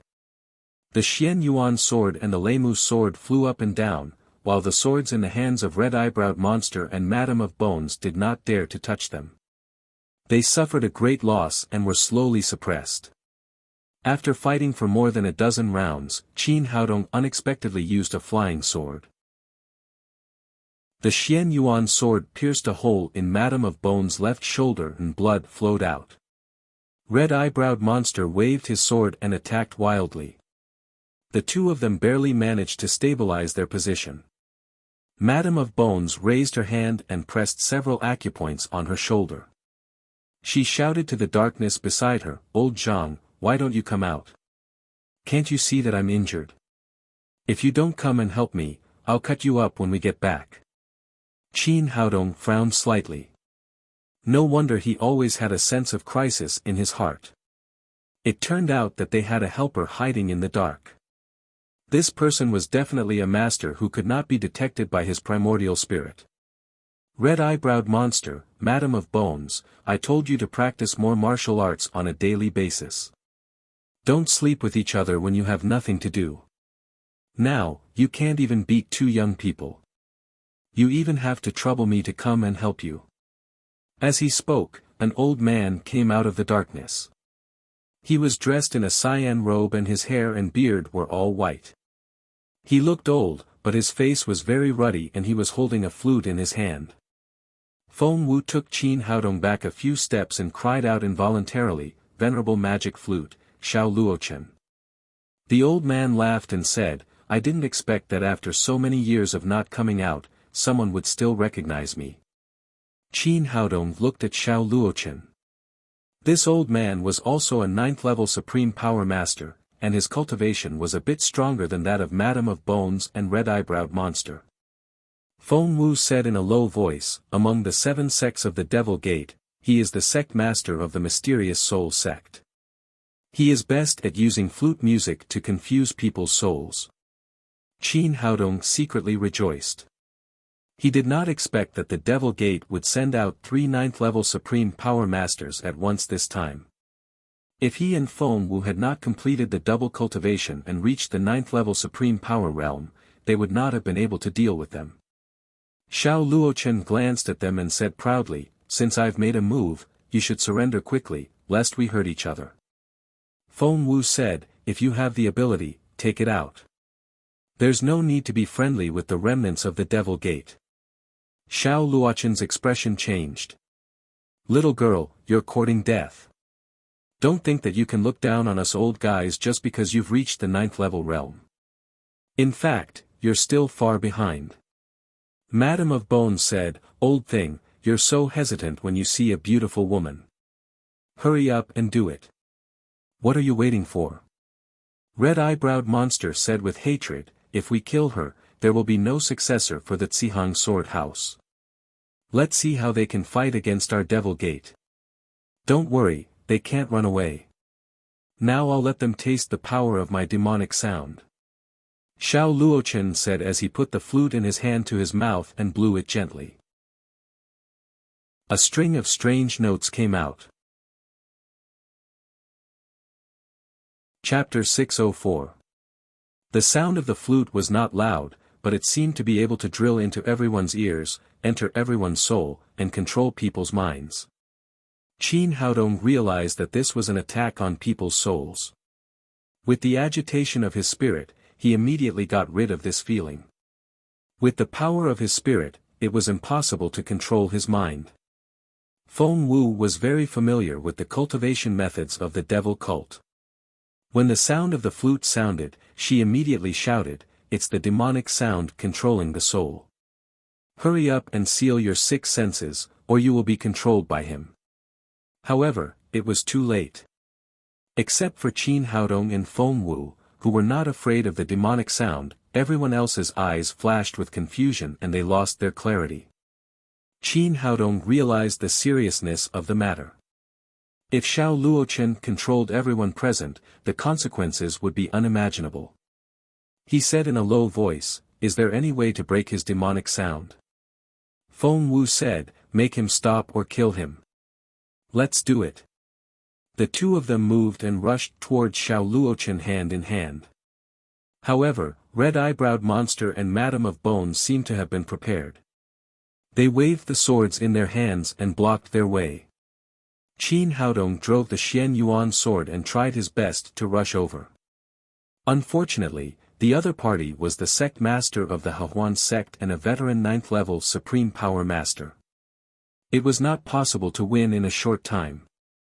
He was attacking Red-Eyebrowed Monster with all his strength. Suddenly, a strong wind came and someone was attacking him from behind. He turned back and slashed with his sword. When he saw the person's face clearly, he was scared out of his wits. It was Nailan Wushuang who attacked him. Qin Haodong quickly raised his wrist and the Xian Yuan sword swept over Nailan Wushuang's head, almost killing her on the spot. But at this time, Nailan Wushuang's mind had been completely controlled by the demonic sound. There was only one thought in her mind, which was to kill the person in front of her. She slapped Qin Haodong's shoulder without reservation. Fortunately, her cultivation was not too high and she had not reached the Supreme Power Realm, so this palm did not cause much damage. On the other side, Qi Wan had already waved the sword in her hand to kill Feng Wu. Qin Haodong hurriedly shouted, "Don't hurt her." Feng Wu also knew that these were the most important people in Qin Haodong's life. Relying on her strong genuine qi, she shook off Qi Weiner's sword and then pushed her away. Seeing all this, Madam of Bones smiled and said, "It seems that we don't have to do anything. Let's just watch the show from the side." She and Red-Eyebrowed Monster retreated, but Qin Haodong and Feng Wu were besieged. The worst thing was that they were attacked by their own people. Lin Momo, the divine mercenaries, Qi Wan, and Nalan Wushuang all attacked them crazily. Even the little fellow picked up a knife from the side and waved it at them. Qin Haodong was about to go crazy. When he and Feng Wu joined forces, their cultivation was strong enough. Even if they faced 3 9th-level Supreme Power Masters, they would still be able to fight. However, they were all his closest friends, so he couldn't hurt any of them. He had to be careful when he attacked, and he could only repel the enemy but not injure the enemy. With his hands and feet tied, he couldn't even bring out 1/10 of his combat strength. For a time, he was beaten to the point of being flustered and in danger. It's really interesting to fight against our own people. Madame of Bones said, fortunately, I was careful this time and asked Zhang to come. Otherwise, it would be really troublesome. Red-Eyebrow Monster said with a smile, do you think they will run away? With Qin Haodong and Feng Wu's cultivation, it was very easy for them to break out of the encirclement. Madame of Bones said with a smile, I guess not. Even if they run away, it doesn't matter. So many beautiful women will be left to our Hehuan sect. We will definitely make a profit. Qin Haodong's side was getting more and more difficult.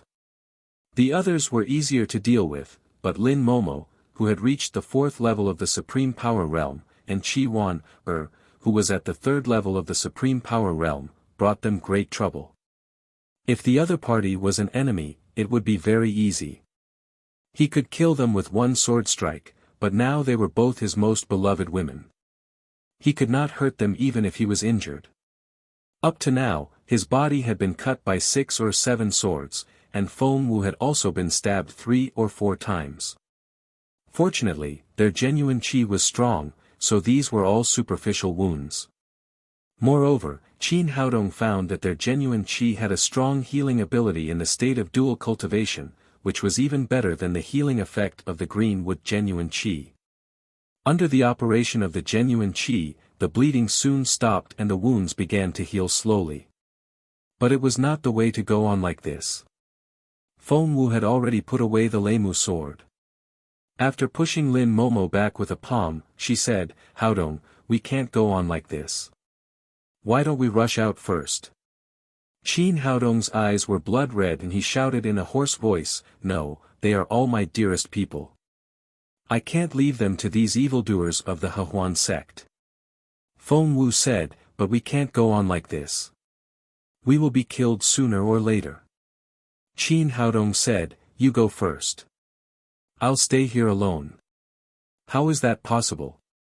I can't leave you alone. Now Qin Haodong was not only Feng Wu's man, but also the sacred master of the Zhihang Sword House. How could she leave Qin Haodong alone? While they were talking, Qin Haodong's left arm was pierced by Qi Weiner's long sword. The long sword was pulled out and blood gushed out. At this time, Qi Weiner had completely lost her mind. She was unaware of what was happening in front of her. She once again waved the bloody sword to kill them. Haodong. Feng Wu hurriedly came back to protect Qin Haodong. She pushed back the long saber that was rushing over with a palm. Because she was distracted, her left back was cut by Lin Momo's long sword. Madame of Bones giggled and said, it seems that they can't hold on for long. Red-Eyebrowed Monster also laughed sinisterly and said, old Monster Zhang's method is too cruel. He asked them to fight with their own people, but I like this method. But at this moment, a clanging sound suddenly rang out. The sound was clear and sweet, as if it could cleanse people's hearts. It instantly broke through Xiao Luochen's demonic sound. Without the momentum of the demonic sound, Lin Momo and the others immediately stopped attacking Qin Haodong and Feng Wu. Qin Haodong breathed a sigh of relief and turned his head to look. He saw Jia Shihan sitting on the grass next to him with the 7-string zither in front of her. She was proficient in music and could resist Xiao Luochen's demonic sound. Unfortunately, her cultivation was sealed now. She suffered internal injuries and blood flowed from the corner of her mouth. Qin Haodong's eyes lit up when he finally found a way to resist the demonic sound. Let's go and help her. He and Feng Wu took advantage of this gap to jump up and jump behind Jia Shihan. Qin Haodong stretched out his right hand and put it on the Mingmen acupoint on Jia Shihan's back. Then, he passed his genuine qi over.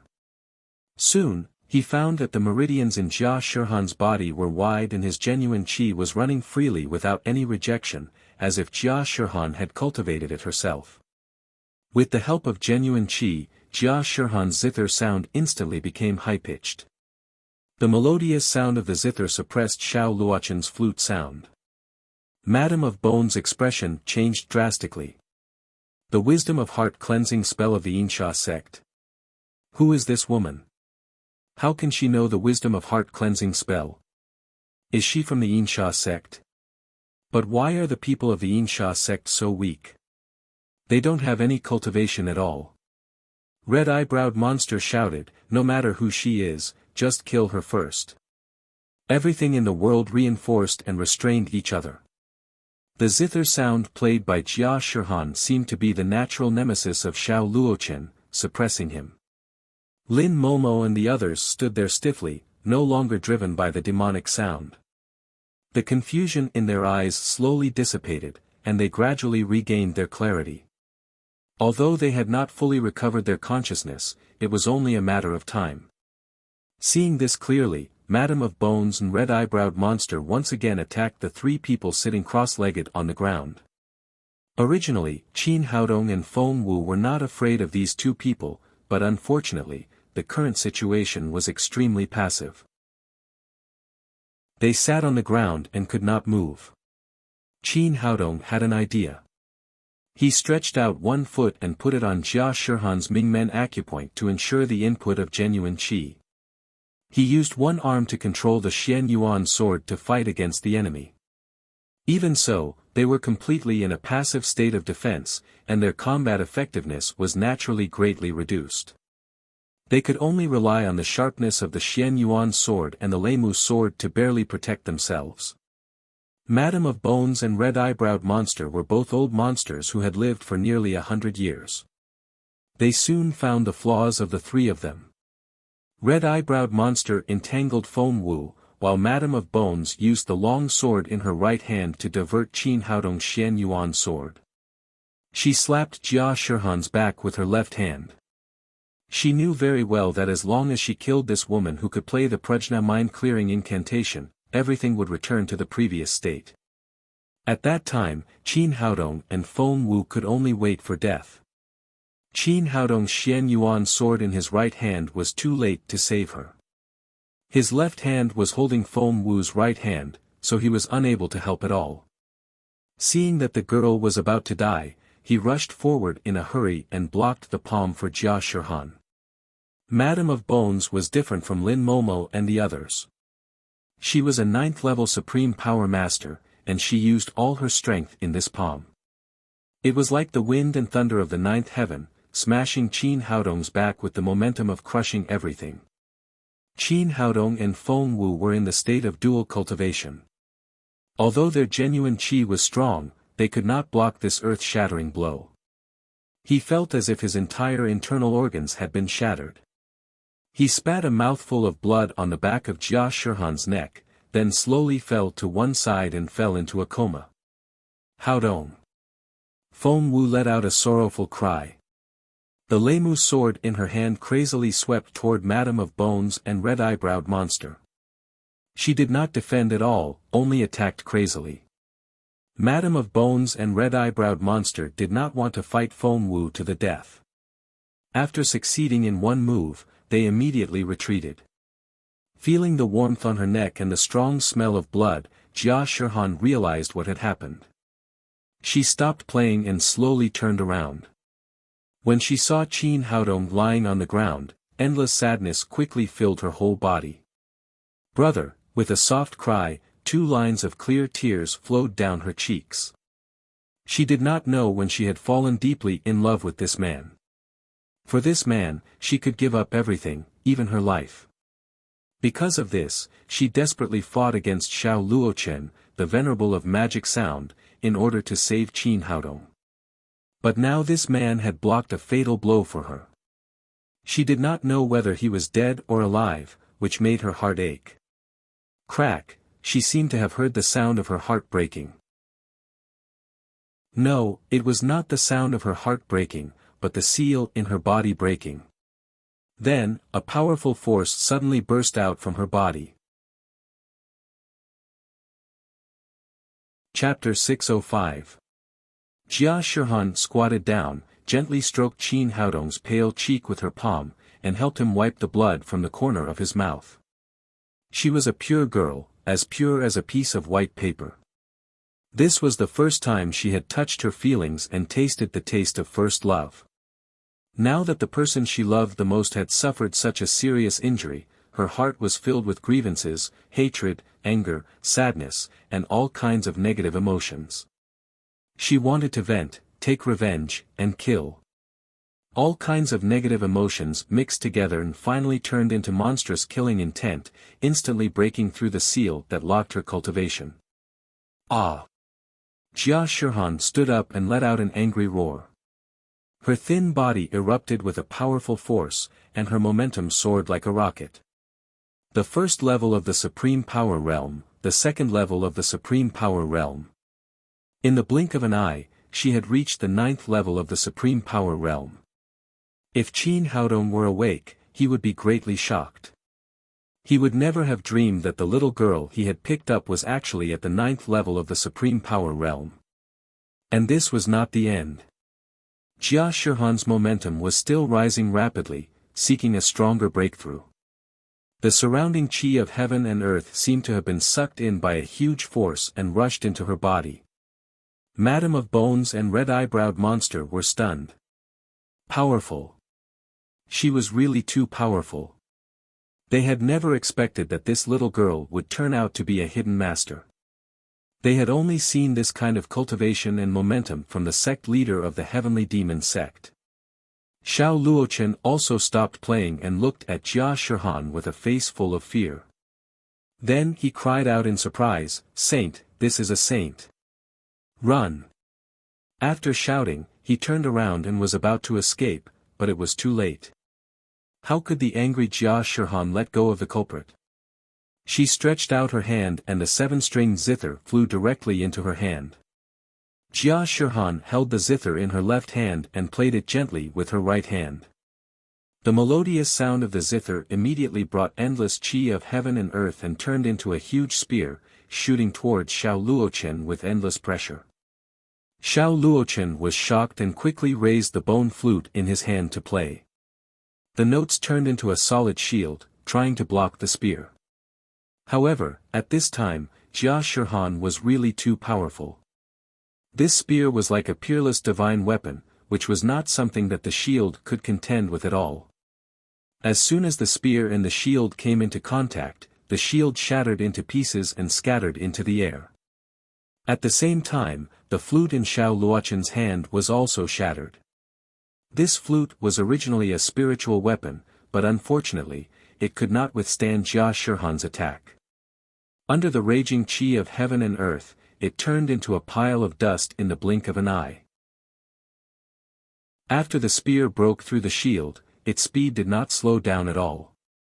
It directly tore through Xiao Luochen's protective genuine qi and opened a bloody hole in his right chest. Ah! Xiao Luochen let out a heart-wrenching scream.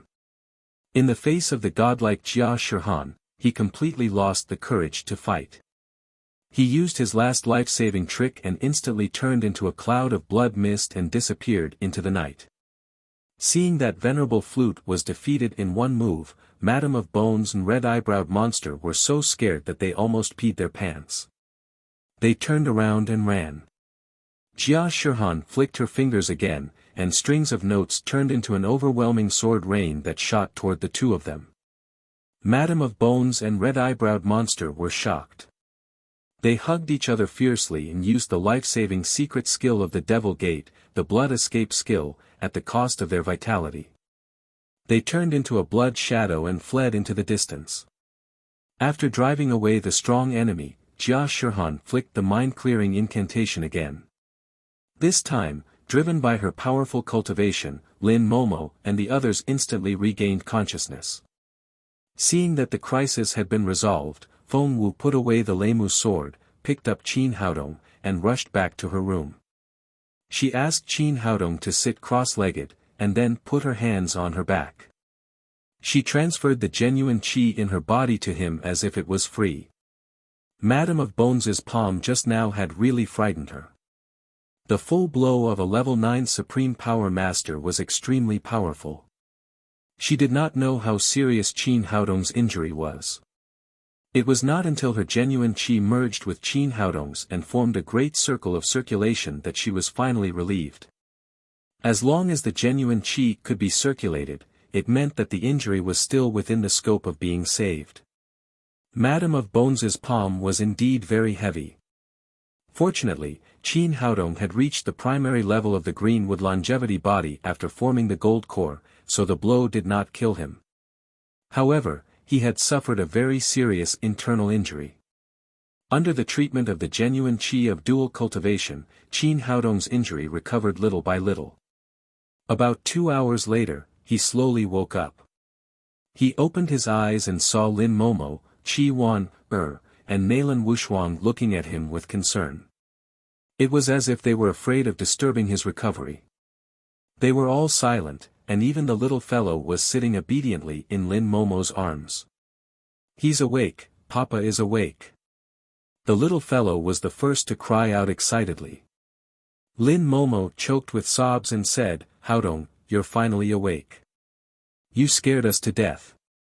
Qi Wan said with tears in her eyes, "Haodong, I'm sorry.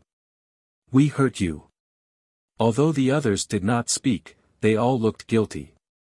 Qin Haodong forced a smile and said, "It doesn't matter. You were affected by the demonic sound. It was not intentional.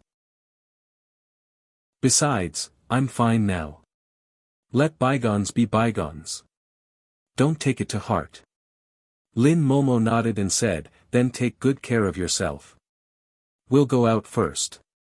Seeing that Qin Haodong was safe and sound, these people were relieved. Otherwise, they would feel guilty for the rest of their lives. After they left, Li Meiyu came over. She lowered her head and said guiltily, "I'm sorry." Qin Haodong said, "You don't have to say sorry. We have to thank you for this. If you hadn't brought back the incense, we might have all died." That was indeed the case. Last night, he and Feng Wu had completed the dual cultivation by chance, so their cultivation had been raised to the 9th level. Otherwise, they would not have been able to deal with the revenge of the Hehuan sect. But, after all, there was still a trace of uneasiness in Li Meiyu's heart. After hesitating for a moment, she said, "Take good care of yourself first. We'll talk about it when you recover." After that, she also went out. Jia Shihan came over. At this time, her momentum had been completely restrained. She was no longer an awe-inspiring saint. She had become a pure and ignorant little girl again.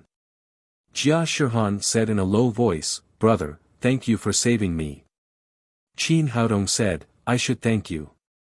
You saved all of us. If you hadn't taken action in time, we really wouldn't have been able to deal with the demonic sound." Jia Shihan still said apologetically, "It's all my fault. If I had broken the seal earlier, you wouldn't have been injured." Qin Haodong said in surprise, "You broke the seal." He was in a coma at that time, so he did not see Jia Shihan break the seal and enter the saint realm. He did not know how Madame of Bones and the others retreated. "Yes." Jia Shihan nodded, but there was not much joy in her expression. Feng Wu said, "Haodong, Sister Shihan is now a saint. She is really amazing. She is the youngest saint I have ever seen." Qin Haodong said, "Shihan, I really have to congratulate you. I didn't expect your cultivation to be so high. Before I was sealed, my master once said that I would either become a saint or be an ordinary person for the rest of my life. However, it was very difficult to become a saint. There were thousands of martial artists in the world, but there were very few who could become a saint. Master said that I would become a saint the day I broke the seal. But if I wanted to break the seal, I needed to find my own opportunity. That's why he asked me to go out of the sect to gain experience. I was very lucky. I met you soon after I went down the mountain. You are my opportunity. If I hadn't met you, I'm afraid I would not have been able to break this seal in this life. Qin Haodong said, it's your own effort to break through. It has nothing to do with us. Even if you didn't meet me, you would still be able to break the seal. Jia Shihan was silent for a while. Her cultivation method was based on music. Because of her talent, she had already reached the 9th level of the Supreme Power Realm before she went down the mountain. However, her master said that it was already the limit to reach this realm by relying on talent alone. To enter the Tao through music, one had to experience the 7 emotions and 6 desires of the human world. She was kind and easygoing, without any negative emotions. It was very difficult to achieve this. Because of this, her master had sealed her cultivation. Negative emotions were the key to breaking the seal. She went down the mountain to gain experience in order to stimulate the negative emotions in her heart. But because of her nature, the effect was not ideal. Even though she had suffered so much abuse and injustice in the restaurant, she was only a little angry and could not shake the seal at all. It was not until the moment when Qin Haodong's injury completely stimulated the negative emotions in her heart. She broke the seal in one fell swoop and reached the saint realm. However, she hid all of this in her heart and did not say it out loud. After a moment of silence, she said, "Brother, Sister Feng Wu and I will help you heal your injuries." Feng Wu said, "Your genuine qi is too strong. I'm afraid that Haodong can't bear it." Jia Shihan said, "Don't worry, sister. I can control my cultivation. Moreover, you have once injected genuine qi into me. We don't reject each other." Then she took Qin Haodong's hand and injected genuine qi into Qin Haodong's body through the Laogong acupoint. Sure enough, her genuine qi and Qin Haodong's genuine qi did not reject each other. Moreover, there was an inexplicable intimacy. Soon, they merged together and healed the injuries in his body. With Jia Shihan's help, the healing speed was much faster. After about 2 hours, he was almost healed. The rest could be slowly nurtured by himself. Qin Haodong stood up, stretched his muscles and said, "Thank you." Jia Shihan said, "Brother, I didn't protect you well. It's fine as long as you don't blame me." Qin Haodong was speechless. It was awkward for a delicate and lovely little girl to say such words to him. She changed the topic and said, "By the way, how are the 2 masters of the Hehuan sect and the old monster who plays the flute? Will they make a comeback?" This was indeed what he was most worried about. Not to mention others, even Xiao Luochen, who was good at controlling souls with demonic sounds, was not easy to deal with. Chapter 606. Jia Shihan said, "Don't worry, little brother. I pierced Xiao Luochen's right chest with the killing skill of sound. I'm afraid he won't be able to recover within a year. He definitely won't come again in a short time. As for Madam of Bones and Red-Eyebrowed Monster, they used the blood shadow technique to escape. It is estimated that they won't be able to recover within half a year." At this point, she said apologetically, "I can only blame myself for having just broken through and not being familiar with the control of the world's origin energy, so I couldn't kill them on the spot." Feng Wu asked, "Sister Shihan, you seem to be very familiar with the Devil Gate. Who is your master?" Jia Shihan smiled apologetically. "I'm sorry, Sister Feng Wu. Master doesn't allow me to say it." She turned around and said to Qin Haodong, "Little brother, I'm leaving." Qin Haodong was slightly stunned. "Isn't this your home? Where are you going?" "Master said that if I can't break this seal, I won't be able to return to the sect for the rest of my life. But once I break it, I must immediately return to see her. She has something important for me to do." Jia Shihan said reluctantly, I didn't expect to break through the seal so soon, but I can't ignore Master's words. I must go back to see her. She was a very simple girl. She didn't want to disobey her master's order, but she also didn't want to leave Qin Haodong. It was for this reason that she wasn't as happy as the others after the breakthrough. Oh. Qin Haodong said, well, come back to see me when you have time, or you can tell me the address of your sect. I'll come to see you when I have time. Master doesn't allow me to tell you the sect's address. I'll come to see you. Jia Shihan said, little brother, I'll come back to you after I'm done with Master's matter. Qin Haodong nodded. When are you going to leave? Jia Shihan said, now, Master asked me to go back immediately after breaking through. I have been delayed for a while. Qin Haodong was speechless for a while. This good girl was too obedient. No matter what her master said, she would carry it out 100%. Well, take this card with you. There are 5 million yuan in it. Call me if you don't have enough money. Qin Haodong said and stuffed a bank card into Jia Shihan's hand. Little brother, I still have money. I can't take your money. Qin Haodong said, what's yours and mine? Isn't what's mine yours? Take it first. If you don't need it, bring it back to me. All right then. Jia Shihan was afraid that Qin Haodong would be unhappy if she refused, so she put the bank card in her pocket. Brother, I'm leaving. I'll come to see you after a while. After saying that, her eyes were already filled with tears, and she turned around and walked towards the door.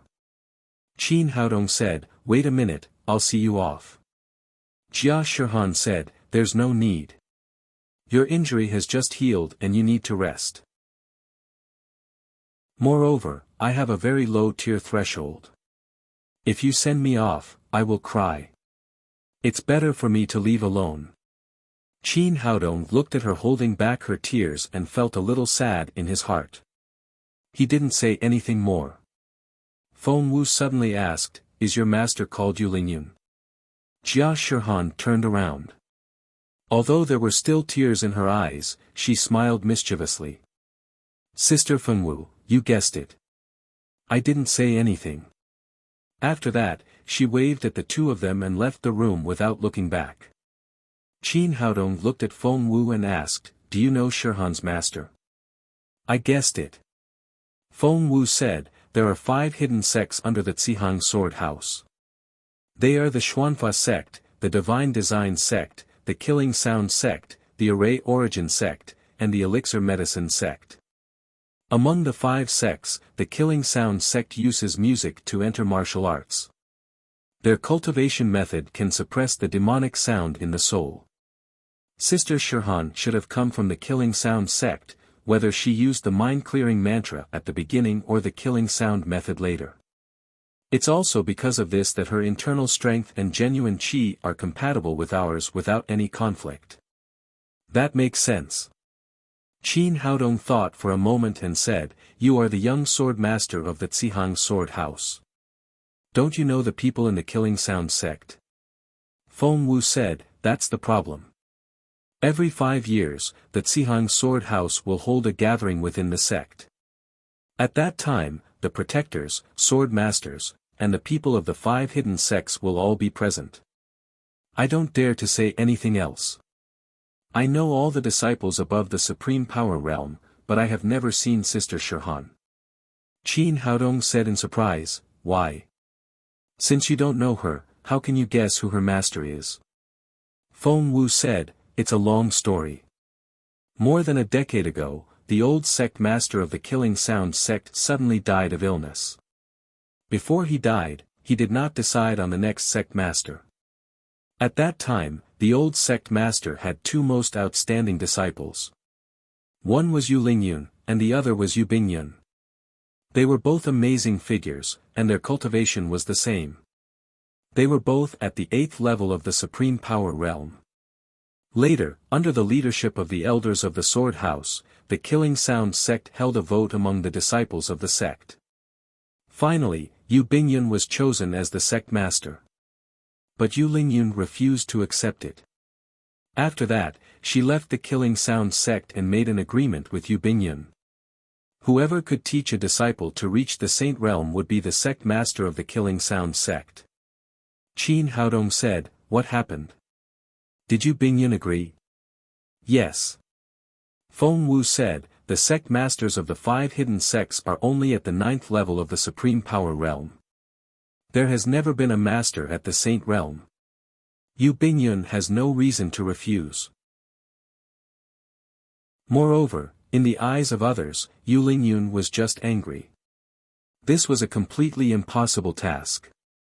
They thought that she would come back after a while. Unexpectedly, after Yu Lingyun left, there has been no news of her for many years. She has never stepped into the Killing Sound sect. Everyone has slowly forgotten this person. Just now, when I saw Sister Shirhan's performance, I suddenly thought of Yu Lingyun, so I gave it a try. I didn't expect it to be her. After so many years, she really succeeded in creating a master at the Saint Realm. Qin Haodong said, "Do you mean that Yu Lingyun asked Shirhan to go back to find her after breaking the seal in order to get the sect master of the Killing Sound sect?" "I was just guessing at first, but now it seems that it's true. Yu Lingyun has endured for so many years, and now it's time to take back what belongs to her." Qin Haodong said, "After all, Yu Bingyun has been the sect master for so many years. Will Shirhan be in trouble when she goes back?" Feng Wu shook her head and said, "You underestimate the influence of the saint. With Sister Shirhan's current cultivation, even if she goes to the Zihang Jing house to serve as an elder, let alone a sect master, Yu Bingyun will definitely keep her promise and let Shirhan be the sect master." Qin Haodong sighed and said, "Shirhan is really amazing. She has become the sect master of a big sect at such a young age." Feng Wu said, "I'm afraid Sister Shirhan doesn't think so. If she could choose, she would prefer to be with you." Qin Haodong asked, "Why?" Feng Wu said, "Don't you see that Sister Shirhan has a deep love for you? It was because you were seriously injured this time that she broke the seal in a hurry. Moreover, Sister Shirhan is not the kind of person who is very ambitious. If she could choose, she would definitely be willing to stay by your side." I really didn't think about it." Qin Haodong had a headache. He didn't expect that he would owe another debt of love unintentionally. Feng Wu said considerately, "In fact, it's nothing. You are the sacred master. It's normal for more girls to like you. Forget it. Let's not talk about this." Qin Haodong said, "What are your plans recently?" Feng Wu said, "Originally, I came to Shanghai Medical College to hide my identity and take the opportunity to find the whereabouts of the Devil Gate. Now that I have completed this task, there is no need for me to go to school anymore. I plan to follow you in the future." Qin Haodong said, "According to your understanding of the Devil Gate, will they retaliate against us after suffering such a big loss this time?" Feng Wu said, "If Sister Shirhan hadn't stepped into the Saint Realm, they would definitely come to take revenge. But now it's completely different. There is one more saint on the Zihang Sword House's side, and they have an overwhelming advantage in terms of strength. For the time being, the Devil Gate will hide until they also have a Saint Realm expert." Qin Haodong nodded and said with a smile, "When can you become a winner?" Feng Wu blushed and said, "It's not easy to break through the Saint Realm. Many people can't touch the threshold of the Saint Realm in their lifetime. Otherwise, there would not be so few of them. Sister Shirhan is talented and lucky, so she was able to break through the threshold of the Saint Realm. However, if I continue to stay by the Holy Lord's side, I should be able to enter the ranks of saints within a year." What she meant was obvious. If she could practice with Qin Haodong every day, her cultivation would definitely improve quickly. She would be able to reach the 9th level of the Supreme Power Realm with just one practice. It wouldn't be too difficult for her to break through the bottleneck of the Saint Realm. Qin Haodong's expression froze. He had just helped Qi Wan reach the 3rd level of the Supreme Power Realm, and now Feng Wu was counting on him to help her break through to the Saint Realm. If this went on, he would really become a virgin. The horse is off. The saddest thing was that he had helped Jia Shirhan break the seal and become a saint. He had also helped Jia Shirhan become a 9th-level Supreme Power Master, but he was still a 3rd-level Supreme Power Master. There was no sign of him breaking through. At this rate, he would really become a man who lived off a woman. It seemed that if he wanted to improve his cultivation, he would have to hurry up and find high-grade spirit stones. It was already evening when Qin Haodong and Feng Wu walked out of the room. After dinner, Qin Haodong decided to tell Li Meiyu the truth to avoid similar troubles in the future. He came to Li Meiyu's room and said with a smile, "I want to talk to you. Is that okay? Let's not talk about it yet." Li Meiyu said, "Can you go out with me tomorrow? Then we can talk, okay?" Qin Haodong thought for a moment, nodded and said, "Okay, let's talk tomorrow." After that, he left the room. Li Meiyu looked at his back and murmured, "I know what you're going to say. If you say it, we'll be separated." The next day, Qin Haodong and Li Meiyu did not go to school. They drove away from the community early in the morning. "Tell me, where do you want to go?" Qin Haodong said. "I want to go to the seaside." "Well, let's go to the seaside." The Range Rover roared and went straight to the seaside bathing place in Shanghai. Chapter 607. When Qin Haodong, who was wearing a pair of big swimming trunks, and Li Meiyu, who was wearing a bikini, appeared at the beach in Shanghai, they immediately attracted countless envious gazes. The handsome man and the beautiful woman were the focus of attention wherever they went. Qin Haodong glanced at Li Meiyu beside him. Although this little girl was usually a little jealous, she still had a good figure. She was curvy in all the right places and curvy in all the right places. Her snow-white, moisturized skin blinded many people. Along the way, he could always hear the sound of countless other male creatures swallowing behind him. Qin Haodong said with a smile, "Let's go swimming, or their eyeballs will fall to the ground." Li Meiyu said, "I don't want to swim. I want to take a boat." Qin Haodong looked at her and said, "Aren't we here to swim dressed like this? If we want to swim, we should swim in the sea. I don't like to be surrounded by so many people." Li Meiyu had her own thoughts. It was very likely that this was the only day she could be with Qin Haodong, so she wanted to be alone and did not want to be surrounded by other people. "Well, wait for me. I'll rent a boat." Soon, Qin Haodong rented a motorboat with a small cabin. After paying the money, they got on the boat and drove to the blue sea together. Li Meiyu sat next to Qin Haodong with a pair of big sunglasses on her face. She felt the sun blowing on her face and the strong sea breeze blowing her long hair backward. She felt that every pore on her body was relaxed. This feeling is so beautiful. Li Meiyu stood at the bow of the boat, opening her arms and stretching her curves. "Put on a life jacket," Qin Haodong said as he threw a life jacket to Li Meiyu. "Hey, why are you such a killjoy? Shouldn't you be appreciating beautiful women at this time?" Li Meiyu stared at Qin Haodong and said. "Beautiful women should be appreciated, but safety is more important. Don't you see that we are all in the sea now? We are getting farther and farther from the shore." Li Meiyu said, "I don't need a life jacket. I was the swimming champion of our school when I was in school." Qin Haodong said, "This is the sea, not a swimming pool. You'd better put on a life jacket." Li Meiyu came to him, bowed down and said, "If I'm in danger, will you save me?" Her bikini was originally a very sexy style, and there was very little fabric on her body.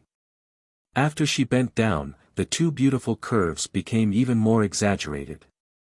Qin Haodong rubbed his nose and quickly looked at the sea. "Of course I will. It's my duty to protect you." Li Meiyu sat down next to him and reached out to hold his arm. Their skin touched each other without any barrier. This feeling was not much different from being naked. "Just to protect me? Nothing else?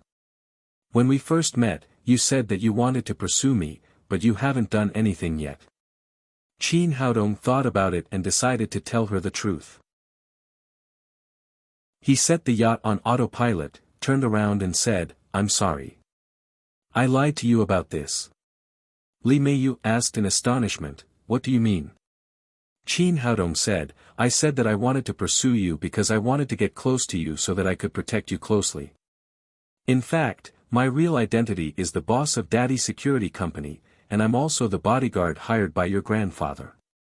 I've been responsible for your safety." She didn't expect Qin Haodong to say that. Li Meiyu's body trembled slightly when he suddenly mentioned this topic. She said, "That is to say, you've never liked me, right?" "I'm sorry, Miss Li," Qin Haodong said apologetically, "you're my employer, and I'm your bodyguard.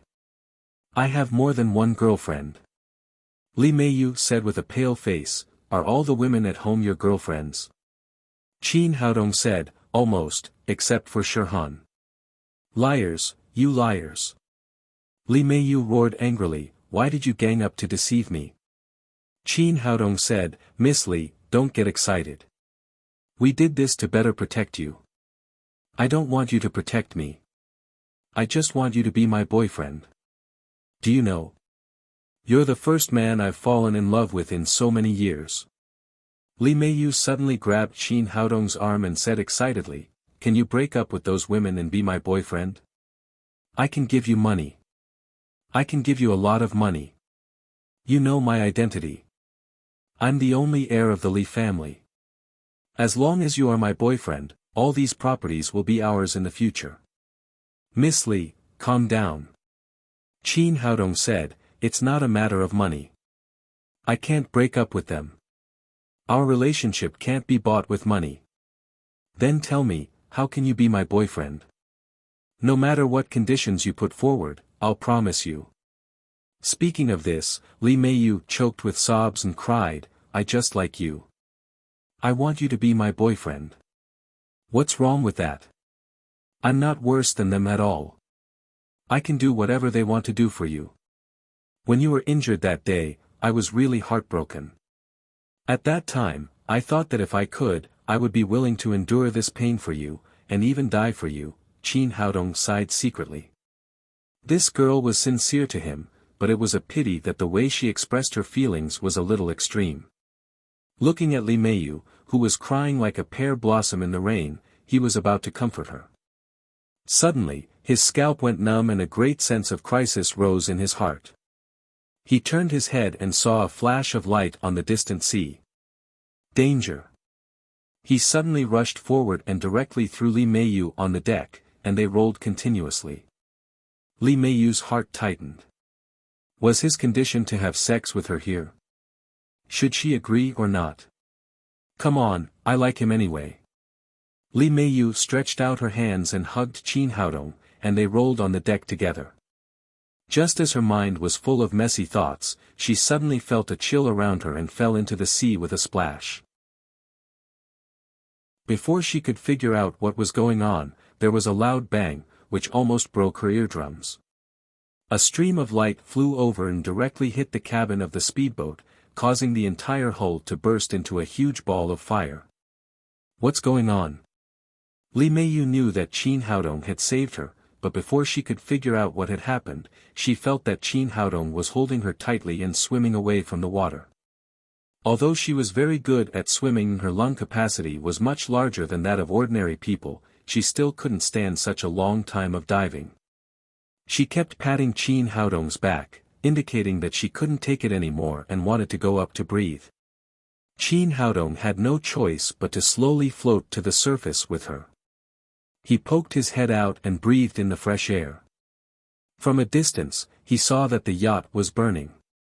If Qin Haodong hadn't reacted quickly, they would have been blown to pieces. After taking a breath, she asked with a pale face, "What's going on?" "Someone wants to kill us, and they made a big noise. They even used a rocket." Qin Haodong was not sure who the other party was aiming at. Was it him or Li Meiyu? After all, he had too many enemies recently. The Zheng family, the Sun family, or the secular forces of the devil cult might kill him. At this moment, Qin Haodong saw a speedboat coming from afar. Although Li Meiyu usually hated bodyguards following her, she now knew the value of safety. She said nervously, "What should we do?" "Hide here and don't wander around. Wait for me to come back." Qin Haodong took out a long straw from the storage ring and stuffed it into Li Meiyu's mouth. "Dive into the water and remember not to show your head.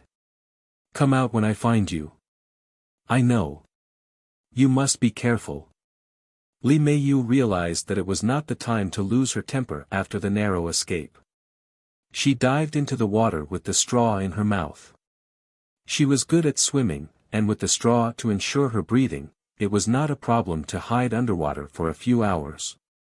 After Qin Haodong settled Li Meiyu down, a cold light flashed in his heart, and then he dived into the water. The other party could openly use a rocket on them at sea, which showed that they were very powerful. They were more than 10 kilometers away from the coastline. Although the noise just now was very loud, it did not attract anyone's attention. He slowly approached the wreckage of the speedboat. When he emerged from the water, another speedboat was not far away from the direction of the rocket. With Qin Haodong's eyesight, he could see the situation on the boat clearly. There were 5 people standing on the boat, all fully armed and wearing black diving suits, with daggers at their waists and submachine guns in their hands. A big black man standing at the bow was even more exaggerated. He was carrying a huge rocket launcher on his shoulder. It seemed that he had just fired the rocket. Behind him, a white man with blonde hair said, "Eagle, your skills are not good enough. Did you hit her or not?" The big black man said, "Don't worry. No prey can escape from me. Otherwise, I wouldn't be called Eagle." Another short Asian man said, "The boat has already caught fire. It seems that there is no problem.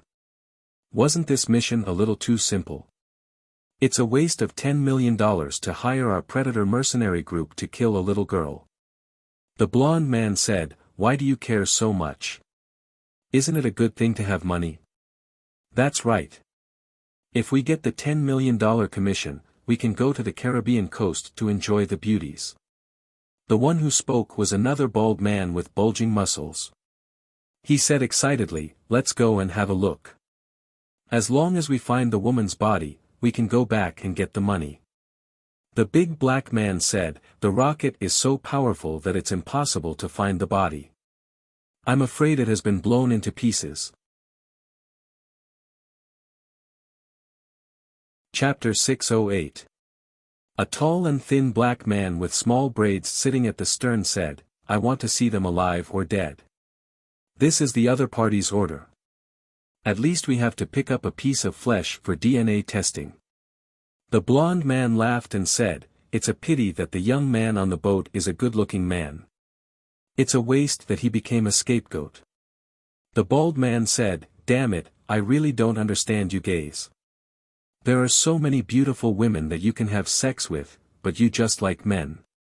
As they spoke, the speedboat was getting closer and closer to the burning wreckage of the speedboat. Through their conversation, Qin Haodong could be sure that these people's target was Li Meiyu, not him. He had been a bodyguard for such a long time and had always been calm. Now that a powerful mercenary group had suddenly come, it seemed that the situation had changed. The speedboat circled around the wreckage. Several people tried their best to search the boat, but they did not find any wreckage, not even a trace of flesh and blood.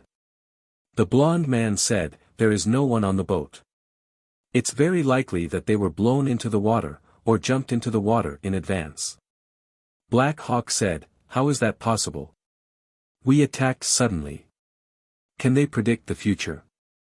The bald man said, "Don't worry so much. Search immediately.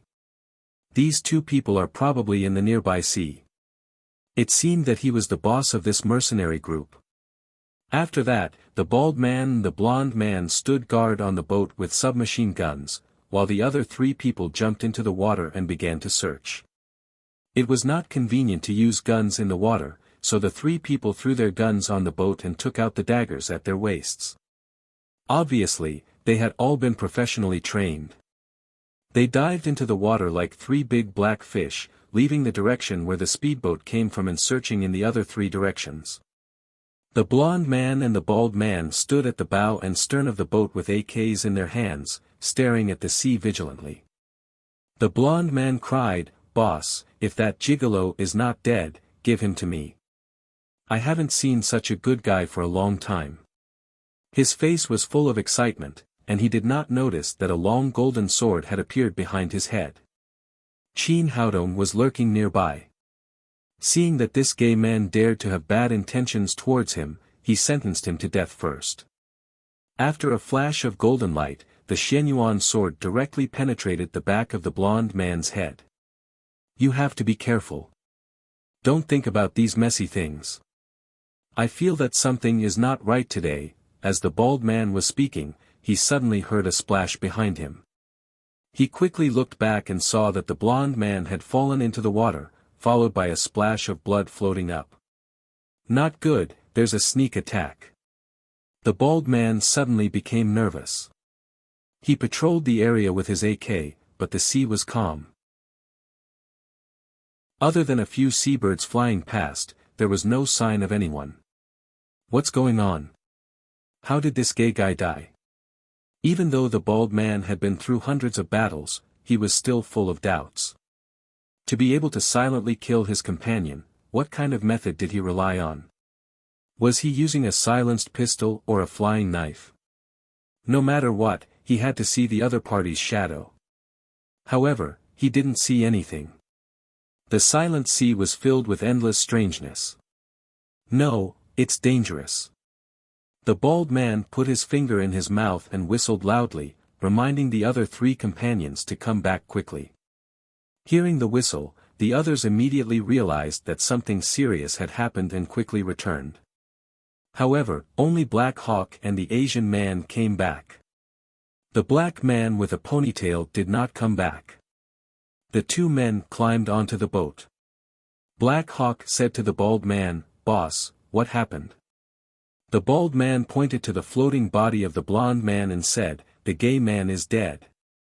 The Asian man asked in surprise, "How did he die?" After saying that, he grabbed an AK and stared at the sea vigilantly. Mercenaries like them who lived on the edge of a knife had to be on high alert at all times. The bald man said with a heavy expression, "That's the strange thing. I didn't see the enemy at all." The gay man suddenly fell into the water. Black Hawk said, "Barkley hasn't come back yet. Could something have happened to him?" Then he also put his finger in his mouth and whistled loudly. However, the sea was still calm and there was no sign of anyone. "That's right. Barkley must be dead. We must be careful." After the bald man said that, the three of them stood back to back in a triangle, holding the AK in their hands and staring at the sea around them. However, the sea was still calm after a long time. There was no movement. The wreckage of the speedboat was almost burned and slowly sank into the water. The bald man said, "The other party has a master. Black Hawk, you are responsible for collecting information. Have you figured out the young man's information?" Black Hawk said, "No, we received an urgent task. At that time, I didn't think it was necessary to investigate a gigolo boy. We could just kill him." "Boss, don't tell me you think that he's a hidden expert." The bald man said, "There are only two people on that boat. One is our target, the heir of the Li family in Hong Kong.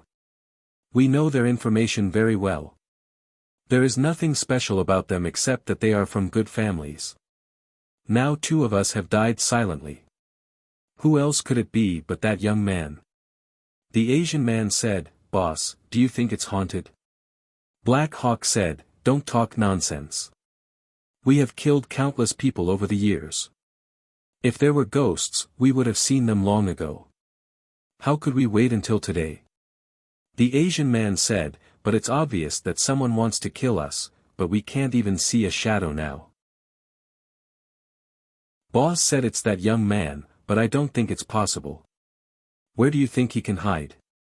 Even a fish has to come up to breathe, right?" While he was talking, the water in front of him suddenly splashed and a figure slowly floated up. The Asian man had been concentrating on his vigilance. When he saw the movement on the sea, he immediately pulled the trigger. The AK in his hand spat out a tongue of fire and the bullets poured out at the black shadow. Ta! Ta! Ta! After the intensive gunshots, blood splashed and a black shadow floated up to the surface of the water. The three of them looked at it together. The bald man exclaimed, "No, it's Barkley." It turned out that the person who had just been shot was the black man with a ponytail. He was their partner, Barkley. At this moment, a golden light flashed through the back of the bald man's head again, like lightning, and blood splashed on the back of his head. The speed of the Xian Yuan sword was so fast that the bald man didn't even have time to scream. He directly fell to the deck with a thud and died. The Asian man and the black man both had rich experience in emergencies. They didn't rush to see the bald man. Instead, they came to their senses and the AK in their hands spat out tongues of fire again. One of them shot into the air, and the other shot into the sea. After they ran out of bullets, they immediately reloaded, but the sea was still calm. Not only did they not find the enemy, but there was not even a ripple. The two of them squatted down slowly with vigilance, and the guns in their hands were still pointing around vigilantly. The Asian man stretched out his foot and kicked the bald man, but there was no reaction. He was indeed dead. He turned the bald man's body over and found that there was a bloody hole as thick as an egg behind the bald man's head, which was bleeding. What caused this wound? It's so weird. They were all experienced mercenaries, but they couldn't tell how the bald man died. The wound was neither a gunshot nor a knife wound, and the attack just came silently, so they couldn't tell at all. "Let's go, we can't stay here anymore," the Asian man said and started the speedboat, but at this time, a golden light flashed in front of his eyes, and then he felt cold between his eyebrows, and then he lost consciousness.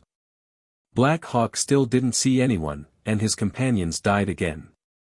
If the other party was a person, he could accept it if it was a wolf or a tiger, but he couldn't see a shadow. The unknown was the most terrible thing. 4 of his companions died silently. At this time, his heart also collapsed. He picked up the AK in his hand and shot wildly in the air in front of him. Then he picked up the rocket launcher on the ship and fired 2 rockets. But it didn't work. There was still a gentle breeze around, and the sun was bright, but in his eyes, it was extremely gloomy.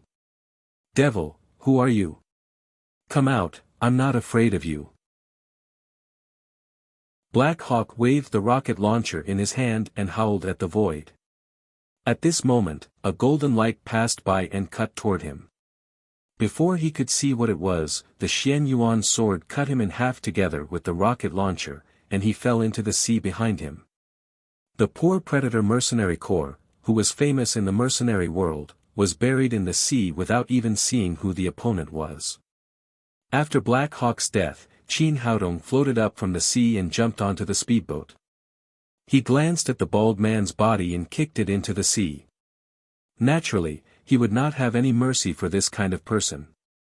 If he hadn't reacted fast enough, he would have been blown to pieces now.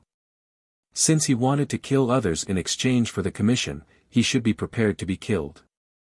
After washing the blood on the deck, Qin Haodong started the speedboat and drove in the direction of Li Meiyu's hiding place. "Well, come on up, the problem is solved," Qin Haodong shouted to the water. Li Meiyu was soaking in the sea with a straw in her mouth. Although breathing was not a problem, it was not very comfortable to keep soaking like this. Finally, when Qin Haodong arrived, he suddenly floated up from the water. He grabbed Qin Haodong's hand and climbed onto the speedboat. He sat on the deck to rest for a while and said, "Whose boat is this?" "It's the boat of those killers." "Where are the killers?" "The killers have been fed to the fish," Qin Haodong said as he started the speedboat and drove to the shore. Li Meiyu asked, "Where did the killers come from? Who wants to kill us?" Chapter 609. Qin Haodong said, "It's for you. Someone paid $10 million to buy your life." Li Meiyu said in surprise, "They want to kill me." "Why?" Qin Haodong said, "Why else would they want to kill you? It must be for money. But you should know better than me who did it." Li Meiyu was silent. No one knew what she was thinking. Qin Haodong drove the yacht to the shore, but he did not return to the beach. The boat was full of blood, and its origin was unknown. It was very likely that the mercenaries had robbed it. In order to avoid unnecessary trouble, he drove to a beach not far from the beach. Compared with the noisy beach, it was much quieter here. When they arrived, there was only a small boat floating on the sea. There was no one on the boat. It was just floating in the wind on the sea. An old man wearing a bamboo hat was sitting on the bow, holding a fishing rod and concentrating on fishing. When Qin Haodong's yacht passed by the small boat, the old man's face showed a hint of joy. The fishing rod in his hand also moved. It seemed that there was a fish on the hook. When the two boats passed by, the old man shook his wrist and the fishing rod vibrated. Then the white fishing line quickly rose from the water. However, there was no fish on the fishing rod. An oversized fishing hook, shining with silver light, shot toward Li Meiyu's neck like a shining scimitar. If this special fishing hook pierced the neck, the trachea would probably be cut off immediately. Li Meiyu did not expect that the kind-looking fisherman turned out to be a killer.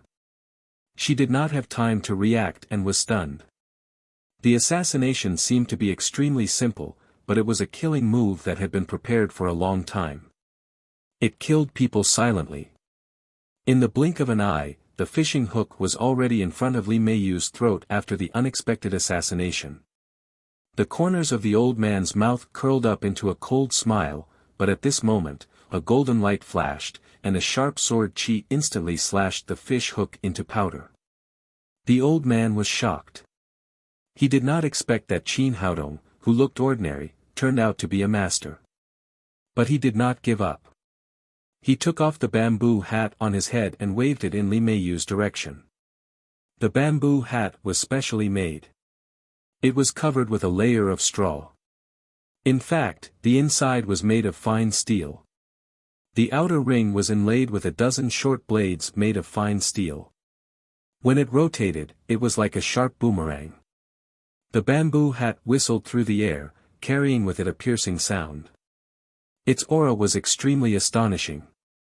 However, Qin Haodong did not care about this kind of hidden weapon at all. He raised his hand and patted it as if he was swatting a fly. The wind blew the bamboo hat away.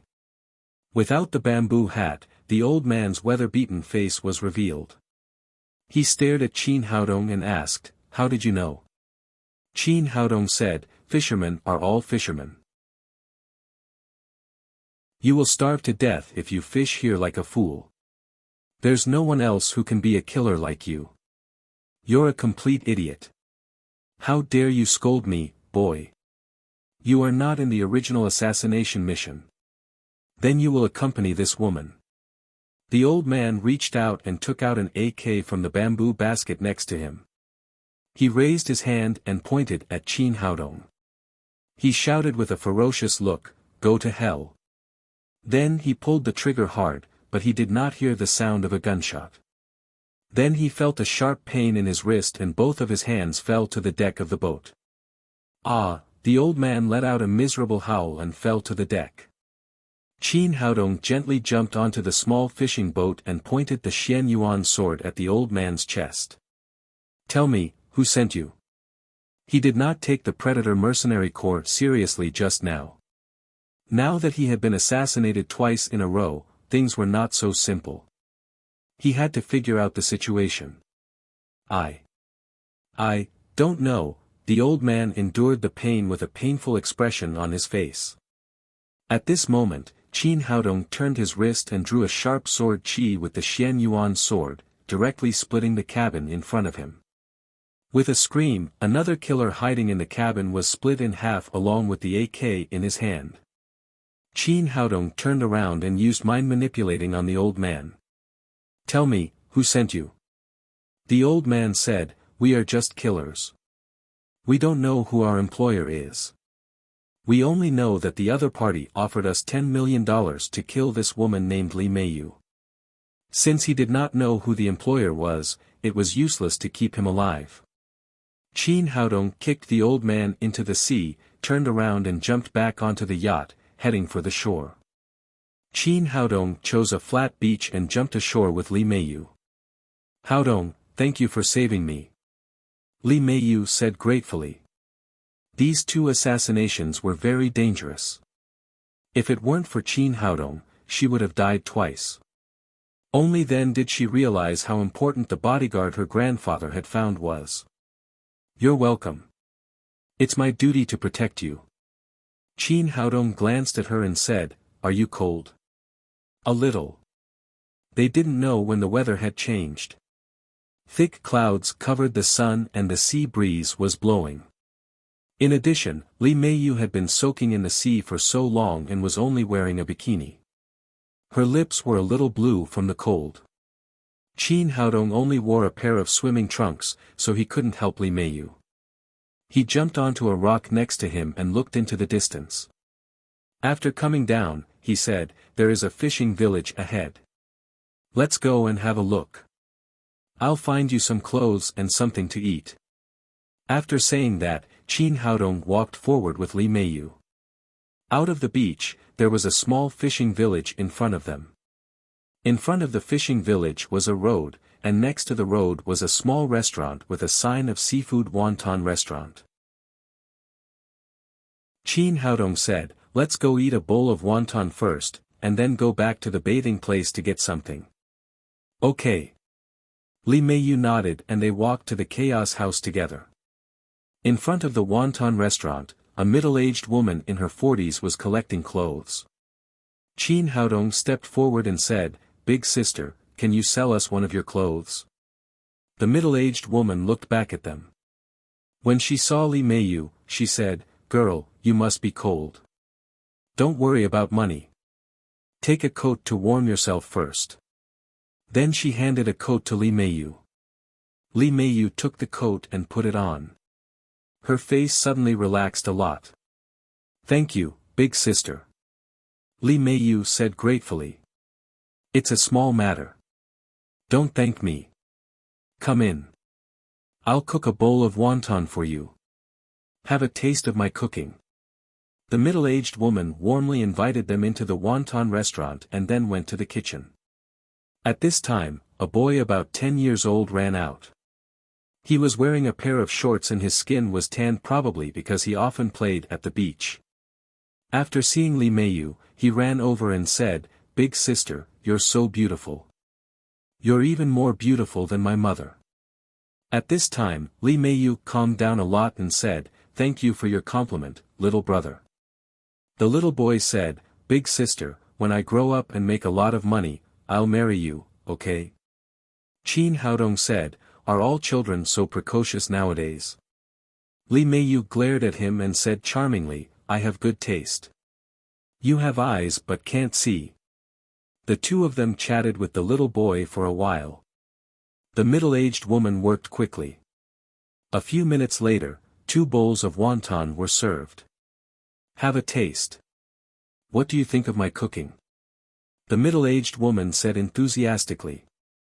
Qin Haodong took a bowl of wonton and put it in front of him. He sniffed and said, Big sister, your wonton smells so good.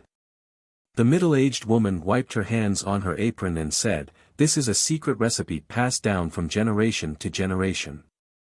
The seasoning used is special, so it naturally smells good. Qin Haodong nodded and said, Big sister, do the police know that you use Drunk Immortal as seasoning? After hearing his words, the middle-aged woman's expression suddenly changed. Then she shook her wrist and the bowl of wonton was thrown at Qin Haodong's face. Then a dagger appeared in her hand like magic and she stabbed at Li Meiyu. The innocence on the face of the little boy who had been guarding her disappeared. He also took out a dagger and stabbed at Li Meiyu's ribs with a ferocious face. This was not a little boy at all, but a dwarf killer who could not grow up. Qin Haodong raised his foot and kicked the middle-aged woman's lower abdomen. She flew out and hit the opposite wall. Then he reached out and grabbed the dwarf killer's wrist. He said with a smile, "In fact, you have already exposed yourself, do you know?" The dwarf killer struggled desperately, but still couldn't break free. He said with a frightened face, "How did you know?" Qin Haodong said, "Blame yourself for being too lascivious. You always look at places you shouldn't look at. This is not a reaction that a little boy should have. It's fate that we met. Now I'll help you make up for this flaw." Qin Haodong said as he kicked the dwarf killer's legs. Then, he directly kicked the dwarf killer's balls. The dwarf killer held his lower abdomen with both hands and kept rolling on the ground, screaming like a pig being slaughtered. At this time, the middle-aged woman rushed over with a long knife and slashed at Li Meiyu fiercely. Qin Haodong shook his head. She really cared about money more than her life.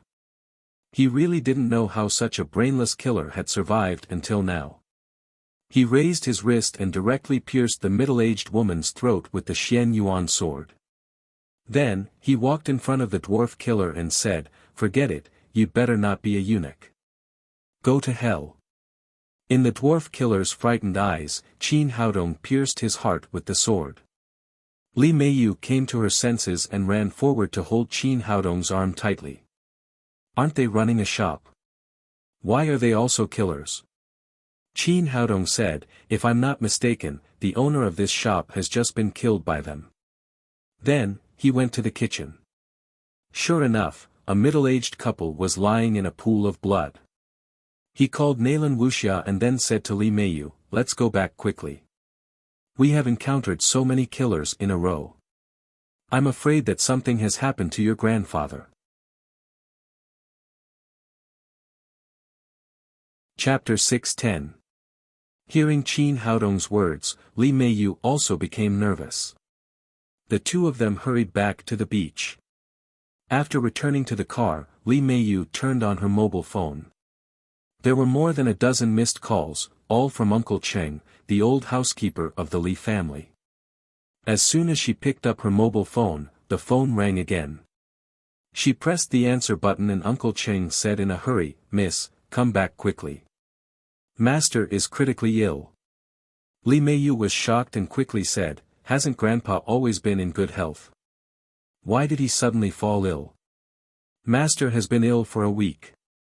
He was fine in the first few days, but he suddenly got worse today. The doctor has issued a notice of critical illness. Miss, come back quickly. If you are late, you may not be able to see him for the last time." Li Meiyu said, "Uncle Cheng, you must take good care of Grandpa. I'll go back right away."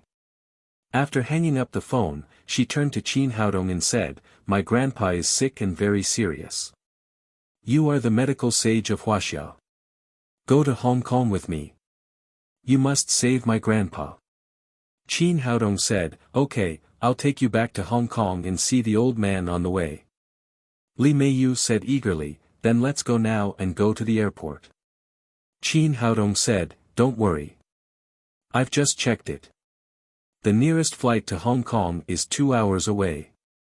Let's go back and pack up our things and bring all our documents. I have to arrange things at home, and then we'll go to the airport." "Okay, I'll listen to you." After all, Li Meiyu was a girl who had just turned 20 years old. She was a little confused when she encountered such a big thing. Qin Haodong drove home and called Lin Momo and the others over. He explained the situation. Since Li Meiyu was no longer at the Shanghai Medical College, there was no need for Nalan Wushuang and Qi Wan to go to school. Nalan Wushuang said, "Since it's all right, I'll go with you." Qin Haodong nodded and said, "Okay."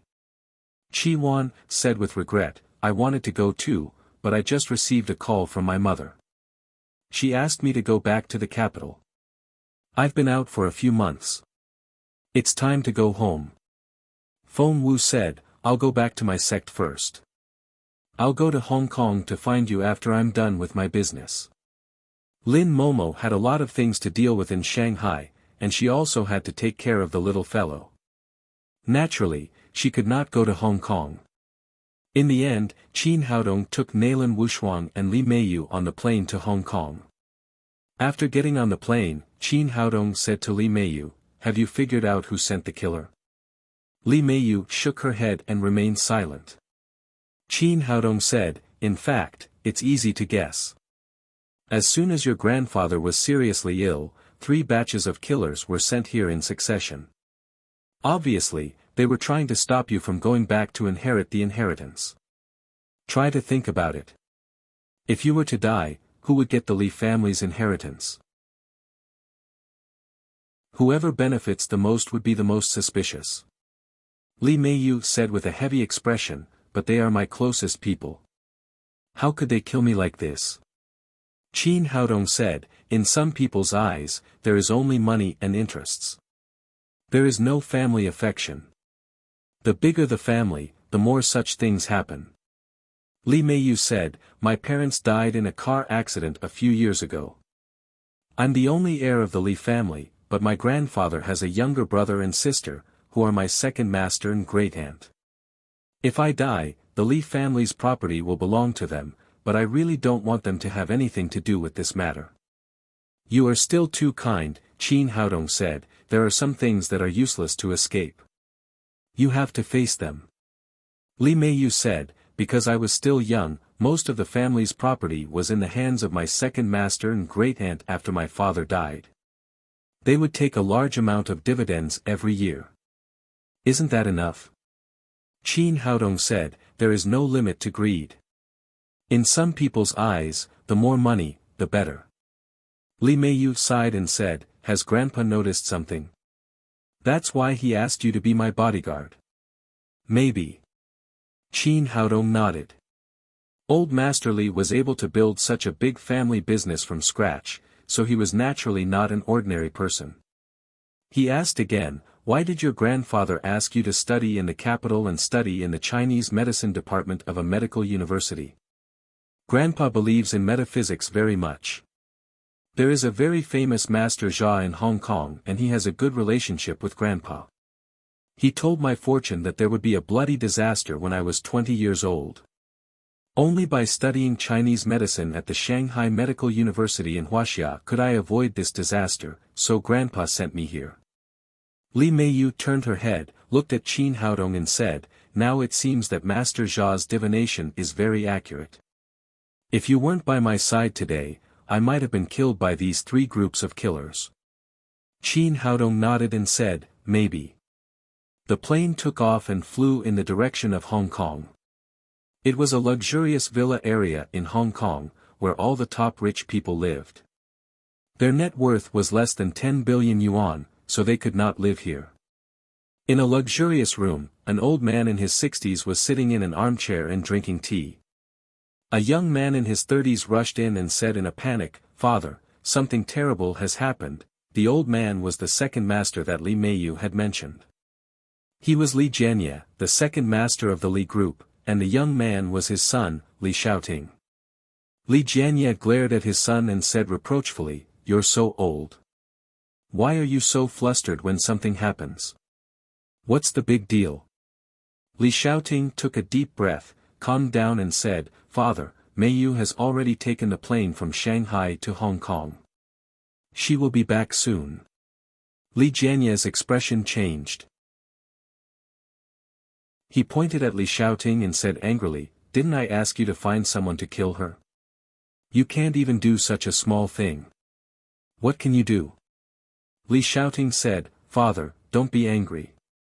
I have arranged 3 groups of killers in a row, but I can't get in touch with them. Li Meiyu got on the plane, which means that they must have failed." "Useless." Li Jianye said angrily, "What kind of killers did you find? Why can't they even kill a woman? What are they doing?" Li Shaoting said, "Father, the killers I found are all famous killers on the killer list. They are very powerful. I don't know why they all lost contact. I guess Li Meiyu must have a master protecting her." Li Jianye sat back down again. After a moment of silence, he said, "It seems that this old man doesn't completely trust us. He secretly made this arrangement." Li Xiaoting said, "What should we do now?" "What should we do?" Li Jianye sneered and said, "She is a woman. What qualifications does she have to inherit such a big business of our Li family? If the Li family's business is given to her, it will all belong to someone else in the future." Li Xiaoting said, "Father, have you already made arrangements?" Li Jianye said, "Of course. How can I not have a few tricks up my sleeves for such a big thing? Since we can't kill her, let's follow the second plan." Speaking of this, he picked up the teacup and took a sip. "In addition, my brother and I have a good sister. She will definitely not let go of the Li family." Li Xiaoting said, "Father, do you mean that my aunt will also do something?" Li Jianye said, "If she doesn't do anything, she won't be your aunt." As soon as the three of them walked out of the airport, a young man with oily hair and a powdered face greeted them. The man was wearing a snow-white suit and a pair of snow-white leather shoes. He was followed by 4 bodyguards in white suits. He looked very flashy. Li Meiyu whispered in Qin's ear, "This is my aunt's son, my cousin, Wu Zixiong." Wu Zixiong tidied up his shiny hair and came to Li Meiyu. He said with a smile on his face, "Cousin, you're finally back. I've missed you so much these days." A look of disgust flashed across Li Meiyu's face. She took 2 steps back and said, "Cousin, why are you here?" "Cousin, don't say that. I'm your cousin. How could I not come to pick you up when you're back?" Having just experienced 3 assassinations, Li Meiyu was very vigilant. She said, "Cousin, how did you know that I would come back on this flight?" Wu Zixiong's expression froze, and then he said with a smile, "Cousin, Uncle Cheng said that he called you. I guessed that you would definitely come back, so I came to wait for you." After that, he turned his head and saw Nalan Wushuang next to him. There was a flash of amazement and greed in her eyes. As for Qin Haodong, she automatically ignored him. "Cousin, who is this beautiful woman? Can you introduce her to me?" Before Li Meiyu could speak, Qin Haodong took the initiative to say, "We are Miss Li's bodyguards." Wu Zixiong glanced at him with a flash of contempt in his eyes. All the bodyguards behind him were tall and strong and murderous. He didn't understand why his cousin found these 2 people to be her bodyguards. They were beautiful, but what was the use of that? Did bodyguards rely on their faces to make a living? Li Meiyu asked, "How is my grandfather's illness?" "It's nothing. It's just an old problem."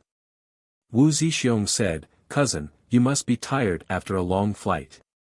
Come home with me and have a rest first." Li Meiyu frowned. Uncle Cheng said that her grandfather's condition was very bad and his life was in danger at any time. The doctor had given a notice of critical illness, but Wu Zixiong told her that her grandfather was fine. In contrast, she trusted Uncle Cheng, who had been in the Li family for many years. There was only one purpose for Wu Zixiong to say this. He didn't want her to see old Master Li so soon. She said, "Cousin, I'm not tired. I want to go back to see Grandpa first." Seeing that Li Meiyu didn't listen to his arrangement, Wu Zixiong frowned and said, "In that case, cousin, come with me. This is our family's business. Outsiders don't follow us." He turned back and said to Qin Haodong and Nalan Wushuang, "You can have fun in Hong Kong these days. All the expenses are on my account." Li Meiyu's face darkened and said, "Cousin, what are you going to do? They are my friends, not outsiders."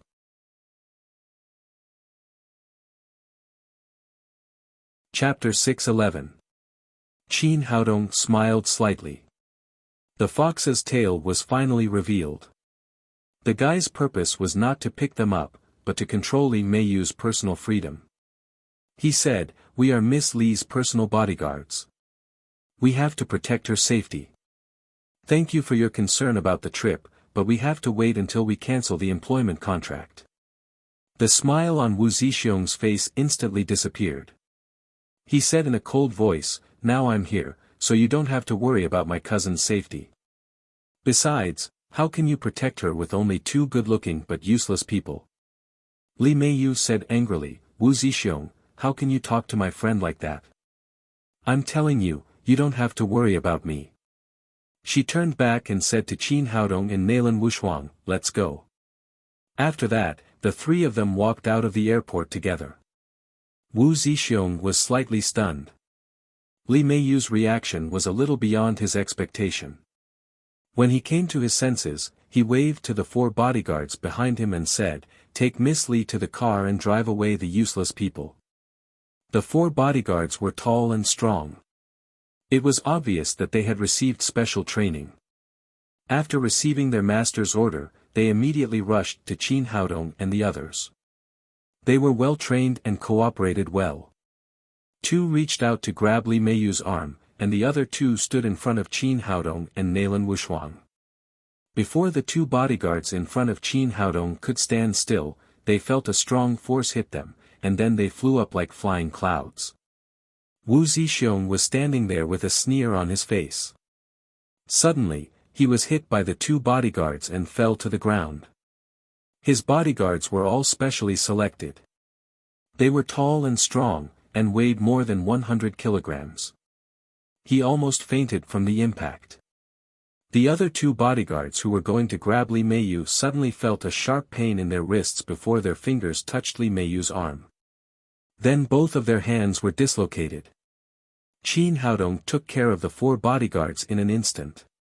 He came to Wu Zixiong and said jokingly, "Young Master Wu, your bodyguards are not so good. They are all good-looking but useless. Did you find them to save money?" After that, he grabbed the car key from Wu Zixiong's hand and left with Nalan Wushuang and Li Meiyu. "Useless trash, hurry up and get down." Wu Zixiong cursed angrily. The two bodyguards beside him quickly got up and helped him to stand up. Ignoring the dirt on his body, Wu Zixiong quickly took out the phone in his pocket and dialed his mother Li Yueying's number. "Mom, my cousin went back." On the other side of the phone, Li Yueying said discontentedly, "Didn't I tell you to stop her?" Wu Zixiong said, "I can't stop her. She has a pretty boy by her side. He's very powerful. My men were all injured. Useless thing, I got it." Li Yueying hung up the phone. The expression on her face kept changing. Finally, as if she had made a decision, she turned around and walked toward Li Jianye's room. Li Jianye was still sitting in the room drinking tea. When he saw Li Yueying come in, he smiled and said, "Yueying, you're here." Li Yueying sat down opposite him and said, "That girl is back." Li Jianye asked, "What do you want to do?" Li Yueying said, "I originally wanted to control that girl, but I didn't succeed. In that case, why don't we send the old man away first?" Li Jianye said, "It's not a problem to send the old man away. The key is how to divide the family property. How else can we divide it? Let's cooperate together. Of course, we each get half." Li Yueying said strongly. "I'm afraid that's not appropriate. You're now a married woman, and I'm a member of the Li family. It's reasonable for me to get more." Li Yueying sneered and said strongly, "Second brother, if those people you sent from Huaxia killed that girl, it doesn't matter if you get more. But you didn't, and that girl came back intact. According to reason, she is the heir, and it has nothing to do with us. If we don't cooperate well now, when that girl gets the inheritance, we won't get a penny." Li Jianye's expression changed slightly and he said, "Well, as you said, we'll each get half of the old man's shares." Li Yueying said, "Second brother is sensible. Hurry up and get ready. That girl will be back soon." Qin Haodong and Li Meiyu returned to the Li family's villa. As soon as they entered the door, an old man in a butler's costume came up to them. When he saw Li Meiyu, he said sadly, "Miss, you're still a little late. Did the old master just leave?" Hearing the news, Li Meiyu's face turned pale and she suddenly felt dizzy. Fortunately, Nailan Wushuang supported her. "Uncle Cheng, what did you say? Grandpa left?" Uncle Cheng said with a sad face, "Yes, just half an hour ago, the old master left." Li Meiyu immediately burst into tears when she heard the news of her grandfather's death. Since her parents died, she and her grandfather had been relying on each other. They had always had a good relationship. Now that even the closest person had left, how could she not be sad? Qin Haodong said, "Meiyu, the dead can't come back to life. I'm sorry for your loss. There are still a lot of things for you to do now. You must cheer up." "I know." At this moment, Li Meiyu seemed to have matured a lot. She wiped the tears from the corners of her eyes and said to Uncle Cheng, "Where is Grandpa? Take me to see him for the last time. He's in the morning hall. Miss, please follow me." After saying that, Uncle Cheng took Li Meiyu to a two-story building nearby. It seemed that the Li family had been prepared. Although old Master Li had just passed away, the morning hall had already been built. As soon as they entered the door, they ran into Li Jianye and Li Yueying, who were guarding the door. Li Jianye's son, Li Donghai, was standing behind Li Yueying, and Wu Zixiong, whose face was covered with dust, stood behind Li Yueying. It seemed that they had just come back. As soon as Li Meiyu entered the door, Li Yueying came up to her and pretended to be sad. "Girl, you're still a little late. Your grandpa has already left." Since the 3 assassinations, Li Meiyu had become suspicious of everyone in the Li family, including Li Yueying. She said, "Grand Aunt, I'm going to see Grandpa for the last time. We'll talk later." After that, she was about to walk to the back hall where the coffin was parked. Li Jianye moved his feet and stood in front of her. "Wait a minute, girl. There's something we haven't finished." Li Meiyu said, "Why can't we talk about it after I see Grandpa?" Li Jianye said, "Although your grandpa is gone now, his last wish is still there. You can only go to see him after you fulfill his last wish, right?" Then he took out a few pieces of A4 paper from his pocket and said, "This is your grandpa's will. Before he died, he decided to hand over 50% of the Li family's assets to me. Take a look." Li Meiyu was shocked and then said angrily, "How is it possible that 50% of the inheritance will be given to you? Why don't you say that they will all be given to you?" Li Yueying said, "I'll keep the remaining 50%. She also took out a will from her pocket and said, "Your grandpa was the eldest in this family when he was alive. There are 3 of us. After he died, he gave the inheritance to us. This is also human nature." Li Meiyu cried, "That's impossible. I'm Grandpa's biological granddaughter. How can I give all the family property to you?" Li Jianye said, "Before he left, my eldest brother said that you are a girl after all and you will get married sooner or later. If the inheritance is left to you, it will become the property of someone else's family. It's better to leave it to us. So he gave it to me and your aunt." Li Yueying said, "Yes, I didn't expect my eldest brother to think so. Although this will is somewhat unacceptable to you, we still have to respect my eldest brother's wishes. We can't let him die uneasily, so we reluctantly accepted it." Hearing their conversation, Uncle Cheng shouted excitedly, "That's impossible. It's impossible. I've always been with the master. Why haven't I heard that he made a will? Moreover, the master loved the young lady the most when he was alive. How could he not leave any inheritance to her?" Li Jianye glared at him and said, "Uncle Cheng, you have to know your identity. You're just a servant of our Li family. Does my eldest brother need you to make a will?" Li Yueying said, "In fact, my eldest brother did leave some inheritance to the girl. He asked us to give her 1 million yuan for her living expenses." Uncle Cheng opened his mouth but did not say anything in the end. Just as Li Jianye had said, although old Master Li valued him very much when he was alive and treated him as a confidant, he was just a butler after all, not a core member of the Li family. Li Meiyu sneered and said, 1 million. Why don't you say 10,000? 1 million yuan was a drop in the bucket for the Li family's rich assets. Li Jianye said, 1 million is a lot. Do you know how many people in the world can't earn so much money in their lifetime? Li Yueying said, there's no other way. This is my eldest brother's will. It's written in his will. Besides, the 1 million yuan is not given to you for free. There are conditions. She took out a piece of A4 paper from her pocket and said, girl, have a look. This is the marriage contract that my eldest brother made for you and Zixiong before he died. According to my eldest brother's will, the 1 million yuan will only be yours after you and Zixiong get married. Otherwise, you won't get a penny. That's impossible.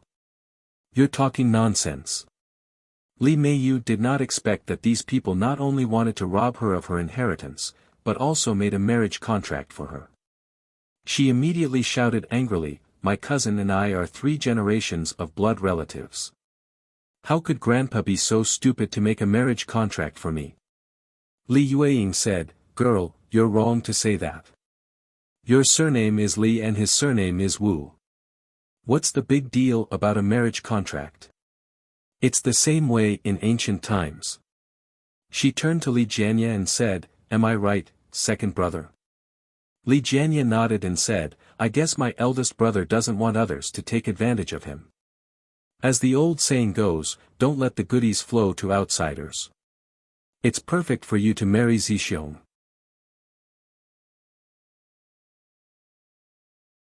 Chapter 612. Li Yueying smiled proudly and said aggressively, Meiyu, your grandfather has just passed away. You don't want to go against his will, do you?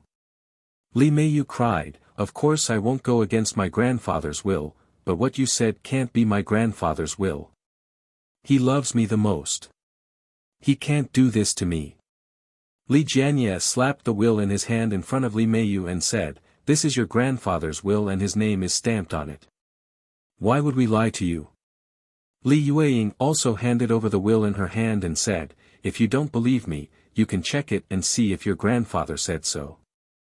Uncle Cheng shook his head.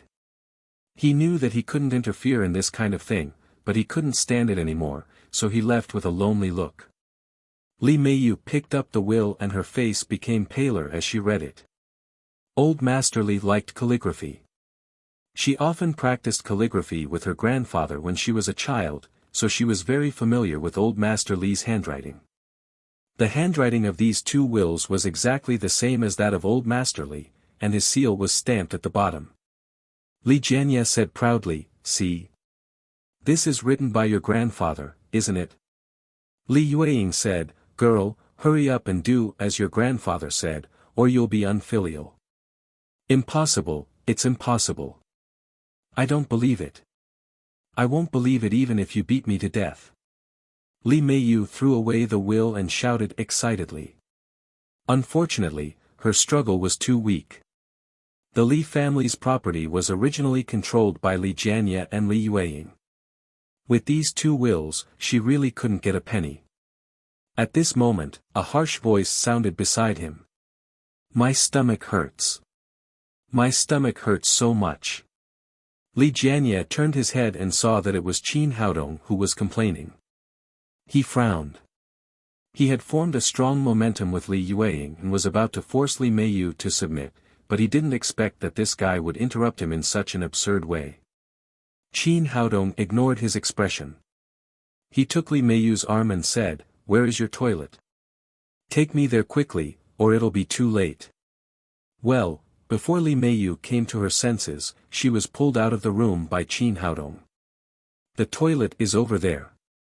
Li Meiyu took Qin Haodong to the door of the bathroom, and Qin Haodong rushed in. She stood alone outside the door and could not help but be lost for a while. Ever since she was young, it had always been her grandfather who shielded her from the wind and rain. But now that her grandfather had passed away, she had to face such a great difficulty. This made her feel a great sense of powerlessness. At this time, she urgently needed a strong arm to rely on. Grandpa, why are you leaving just like that? Did you really write that will? Li Meiyu murmured, and 2 lines of tears flowed down her white cheeks. Just then, the door of the bathroom opened and Qin Haodong walked out with a satisfied look on his face. Here, take this. Qin Haodong said and stuffed a few pieces of paper into Li Meiyu's hand. What's this? Li Meiyu asked in surprise. Qin Haodong said with a smirk on his face, I chatted with your grandfather when I was defecating just now and asked him to make a new will for you. With this, you won't be afraid that the 2 old things will make things difficult for you. Li Meiyu opened the A4 paper in her hand and found that it was another will, but the content was completely different from the one Li Jianye had. It was clearly written that Li Meiyu was the only heir of the Li family. All the property would be inherited by her, and all the Li family's property would be at her disposal. In addition to the different content, the handwriting of this will was exactly the same as the one in Li Jianye's hand. It was completely written by the same person, and the seal below was also clear. Where did you get this thing?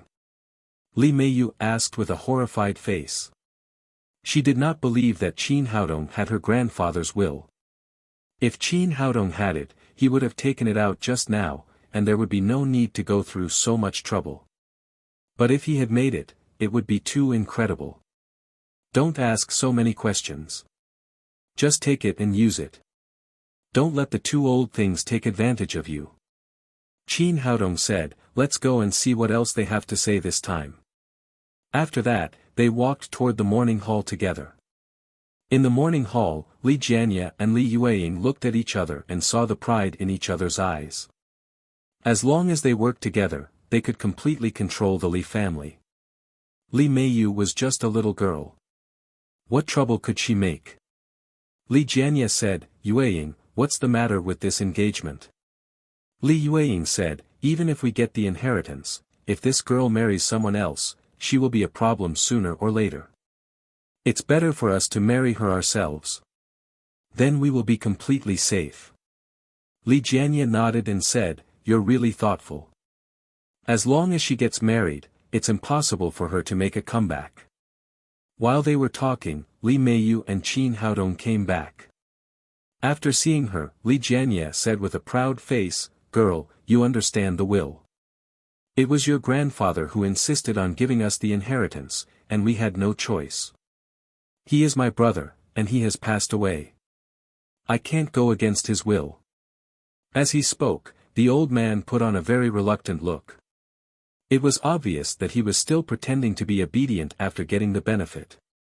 Li Yueying also said, that's right, Meiyu. You can ignore other people's words, but you can't ignore your grandpa's words. After eldest brother's funeral is settled, I'll arrange your marriage with Zixiong. Then your grandpa can rest in peace. Wu Zixiong stood behind her and kept looking at Li Meiyu with his lustful eyes.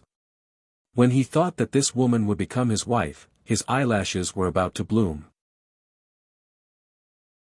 Just when these people thought that Li Meiyu could only give in, she shook her head, took out a document from her bag and said, I can't give the inheritance to you, and it's impossible for me to marry Wu Zixiong. Your will is fake. The real will is in my hands. You can't take a cent of the inheritance. Then she slapped the will in her hand on the table and said, look, this is the will my grandfather left me. All the property of the Li family is mine, and it has nothing to do with you. The expressions on Li Jianying and Li Yueying's faces instantly froze. They looked at each other and then shook their heads. Old Master Li did leave a will for Li Meiyu, but the will was burned after they found it. Then they copied the handwriting of the will and made a new one in their hands. Li Jianye said, girl, our will was written by your grandfather and given to us by himself. Don't try to deceive us with a fake will. Li Meiyu said, my will was left by my grandfather. If you don't believe me, you can have a look. How can you say that it's fake? Li Jianye took the will doubtfully and carefully read it. Except that the content was different, it was exactly the same as the will in his hand. Even if such a will was taken to a professional department for identification, they would not be able to find any flaws. Li Yueying thought for a moment and said, Meiyu, even if your grandfather left you a will, according to the law, it should be decided according to the last one. Maybe your grandfather wanted to give the inheritance to you at first, but then he changed his mind. In her opinion, old Master Li must have written 2 wills. One was left at home and burned by them, and the other was in Li Meiyu's hands. Li Meiyu nodded in agreement and said, Grandaunt is right. The will must be determined according to the last date. Look, my will is 2 days later than yours, so my will is valid. Li Yueying and Li Jianye were both shocked and hurriedly looked at the date behind the will. Sure enough, Li Meiyu's will was 2 days later than theirs. This, Li Jianye was shocked at first, and then he cried, That's impossible.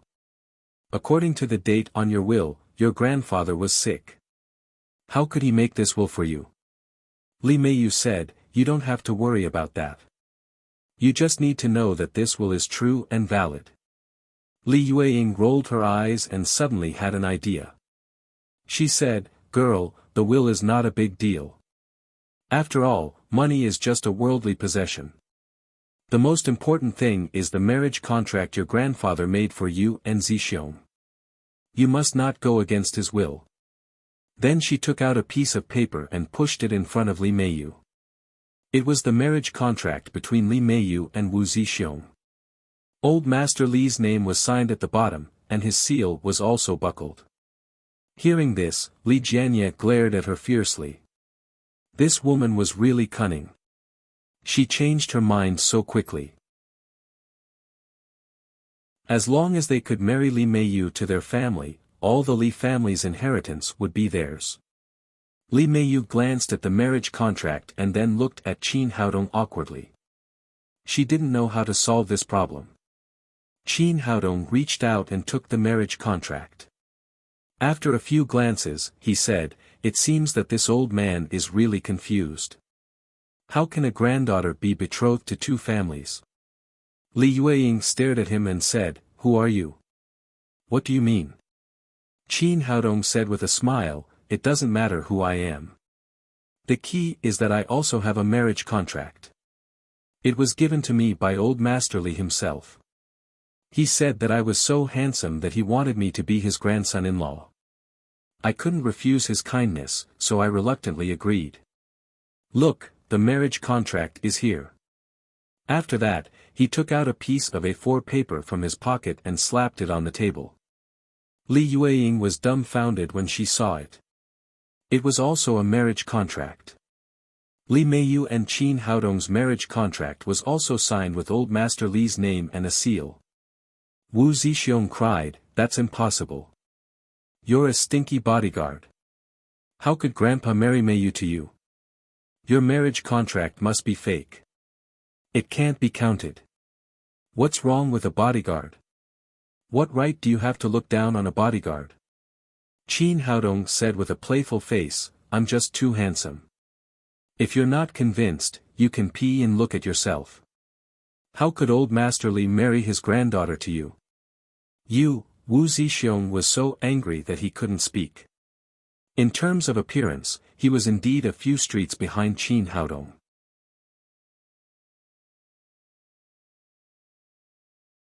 Chapter 613. Seeing her son being defeated, Li Yueying said with a cold face, I know my brother very well.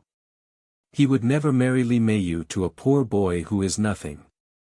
I think you're forging the marriage contract and trying to get the inheritance of the Li family. Qin Haodong didn't care at all. He said with a smile, Yes, but I'm not the one who forged the marriage contract. Li Meiyu said, I can prove that Grandpa did promise to marry me to him. Well, Li Yueying and her son were suddenly at a disadvantage because of the marriage contract and the proof of a party involved. Li Jianye frowned. He and Li Yueying had carefully planned a plot, but they were thwarted in this way. It was useless to argue with them. He said, Well, let's stop arguing about the will and the marriage contract. The deceased is the most important thing. Let's deal with my brother's funeral first. Then he said to Li Meiyu, Girl, go in and see your grandpa. Li Meiyu also knew that it was useless to argue with them, so she walked into the inner room with Qin Haodong and Nalan Wushuang. There was a crystal coffin in the middle of the inner room. Li Donghua, the founder of the Li family, was lying in the coffin. The lid of the coffin was open for the convenience of mourning. On one side of the coffin sat an old man in a green robe. He looked to be around 60 years old. His face was ruddy, and his hair and beard were neatly combed. He had the demeanor of an expert. Although they walked into the room, the old man didn't respond at all. He just sat there and murmured. It seemed that he was praying for Li Donghua. Li Jianye said, "Meiyu, your grandpa is gone. I invited Master Jia to pray for him. I believe that he will definitely go to the Nirvana world." Qin Haodong couldn't help looking at the old man when he heard that it was Master Jia. There was a faint fluctuation of spiritual power in the old man. It seemed that he was really powerful. Grandpa. After seeing Li Donghua, Li Meiyu could no longer suppress the sadness in her heart. She cried out and rushed to him. She held his body and burst into tears. Originally, he was the only relative she had left in this world. Although the old man had always been strict with her, she knew that her grandfather loved her dearly. Now that even her grandfather had passed away, she was left alone in this world. How could she live in the future? Li Jianye rushed forward to comfort her. "Girl, don't cry. The dead can't come back to life. Just let your grandfather go in peace." Qin Haodong looked away from Master Jia and turned to Li Donghua in the coffin. His expression changed slightly. Seeing that Li Meiyu was crying too sadly, he stepped forward and comforted her. "Well, don't cry. It's not a good time to cry." After that, he pulled Li Meiyu up and then seemed to unintentionally straighten old Master Li's body. He reached his hand behind his head and straightened it. Li Meiyu stopped crying and said, "I want to stay here to keep vigil for Grandpa." Li Yueying said, "That's right. Your grandpa has loved you for so many years." As he said that, a skinny monk walked in from outside. He looked to be in his 30s or 40s and wore a purplish-red monk robe. He was clearly a monk, but his body faintly exuded a gloomy aura. "Master, you're here." Li Yueying greeted him with a happy face. She turned around and introduced the monk to Li Meiyu. "This is Master Sarabanta from Thailand. He was a good friend of your grandpa when he was alive. He's here to help your grandpa." Li Meiyu said respectfully when she heard that he was a master from Thailand, "Thank you, master." Li Yueying said again, "Master Sarabanta is an eminent monk and a disciple of Thailand's Master Songgang. He's very powerful. I'm sure he'll help you." Sarabanta said something in Thai that no one could understand. Then, he knelt on the futon in front of the coffin and began to pray. The scripture he recited was very strange. It sounded like he was crying, but it also sounded like Buddhist chanting. Coupled with the dim light in front of the morning hall, it sounded eerie, as if all the hair on one's body was standing on end. Master Jia opened his eyes gently and glanced at them. Then, he closed his eyes again and continued to read his Taoist scripture. Li Meiyu also found a futon and knelt down to keep vigil. Qin Haodong and Nalan Wushuang stood behind her. Of course, they would not leave at this time. As Sarabanta began to recite the scripture, Li Meiyu suddenly felt a little dizzy. Her eyelids became heavier and her eyes became more and more dull. She seemed to be losing consciousness. Qin Haodong immediately noticed her abnormality and looked at Sarabanta. The monk's voice was similar to Xiao Luochen's magic sound mind control. They were both ways to attack people's minds through sound. Obviously, this monk was Li Yueying's killing move. If it went on like this, Li Meiyu would unknowingly become a fool or even directly explode and die. He took half a step forward and put his palm on Li Meiyu's back.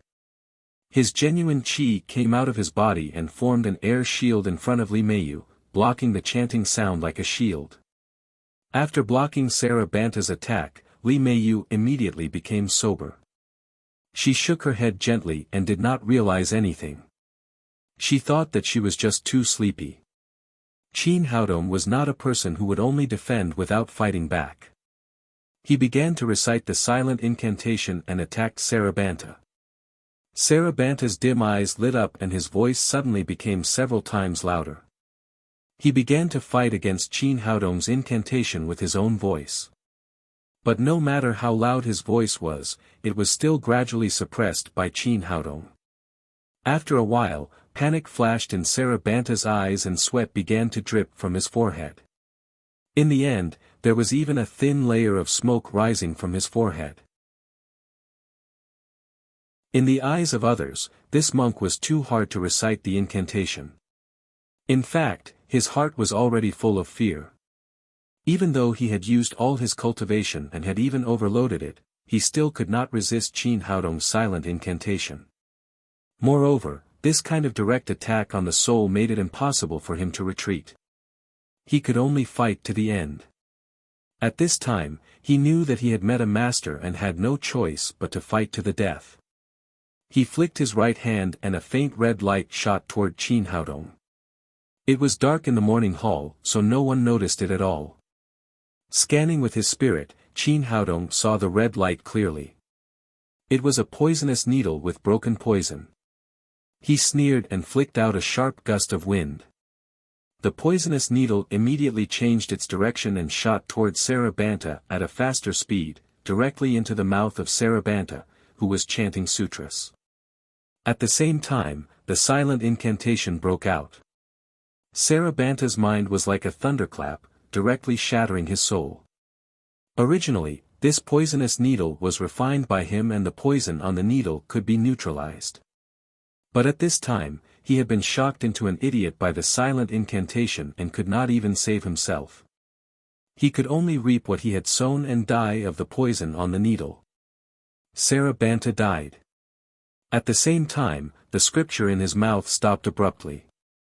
Li Yueying was waiting not far away. She had invited Sarabanta to turn Li Meiyu into an idiot so that she could get the Li family's property. But after waiting for a long time, Li Meiyu still looked hale and hearty and did not look like an idiot at all. Just when she was impatient, Sarabanta stopped chanting, which made her even more confused. At first, she thought that the monk was just tired and wanted to take a rest, but there was still no movement. Later, she lost her patience. She patted Sarabanta on the shoulder and said, "Master, have you finished chanting?" To her surprise, Sarabanta fell to the ground with a bang. His face was pale and he was no longer breathing. Li Yueying had never expected that the monk was already dead. She jumped up in fright and hurriedly cried, "He's dead! He's dead!" Hearing her cry, everyone gathered around. Li Jianya said, "What's going on? He was fine just now. How did he suddenly die?" Li Yueying said with a pale face, "I don't know. I saw that the master stopped chanting just now, so I went to have a look. I didn't expect that he was already dead." Qin Haodong said jokingly, "Didn't you say that he was a good friend of the old master? Maybe the old master felt lonely over there, so he asked him to go with him." Li Yueying knew that Qin Haodong was mocking her, but she could not find a suitable reason. She could only say to Wu Zixiong bitterly, "Arrange someone to send the master back to Thailand immediately." Wu Zixiong waved his hand and several bodyguards immediately came over and carried Sarabanta's body out of the mourning hall. At this moment, Master Jia, who was sitting next to the coffin of the old master, slowly stood up from the ground. Li Jianya hurriedly went over and said respectfully, "Master Jia, you finished." Master Jia said, "Although I'm a layman, I practice Taoist magic arts. I've just recited the Supreme Karmic Salvation Sutra 49 times.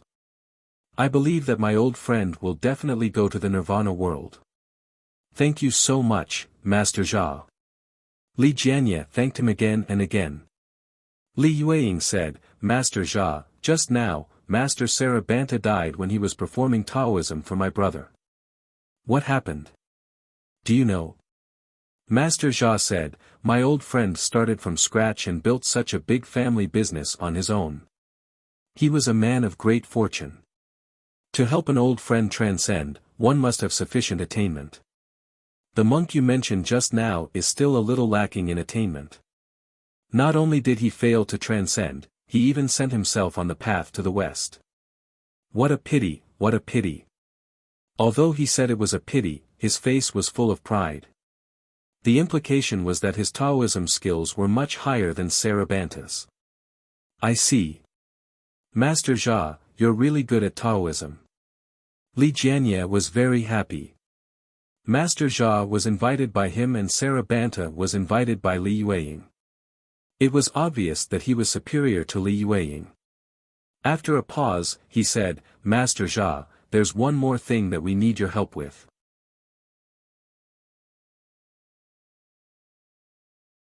Chapter 6:14. Master Jia said, "I've been friends with your brother for many years. Your family's business is my business. Just tell me if you need anything. I'll help you." Li Jianye said, "Master Jia, my brother left me and my sister a will before he died, but Meiyu also took out a will. Now we can't tell whether the two wills are true or not. Master Jia, you're a great master and my brother's friend.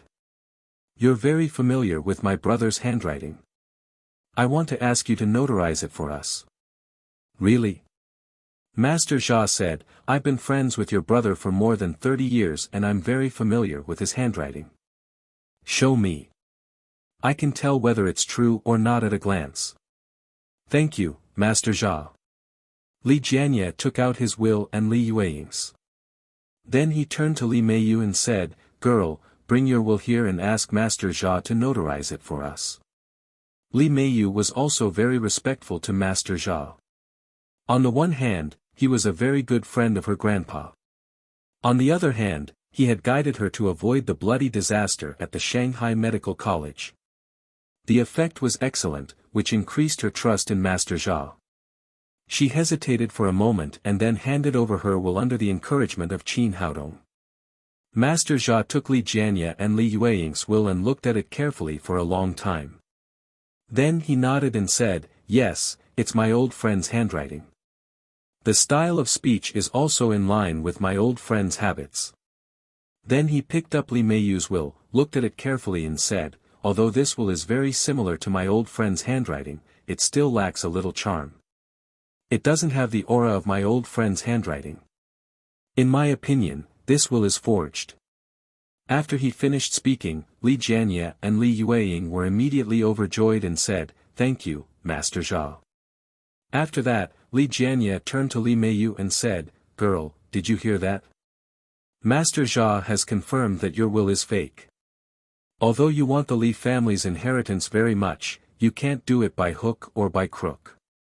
I'll let you off this time for the sake of your younger generation, but you'll never do it again." Li Meiyu's momentum immediately weakened. Because she trusted Master Jia, she thought that there must be a flaw in Qin Haodong's will and Master Jia must have seen through it. At this time, Qin Haodong took 2 steps forward and said to Master Jia, "Master, I'm also very familiar with handwriting.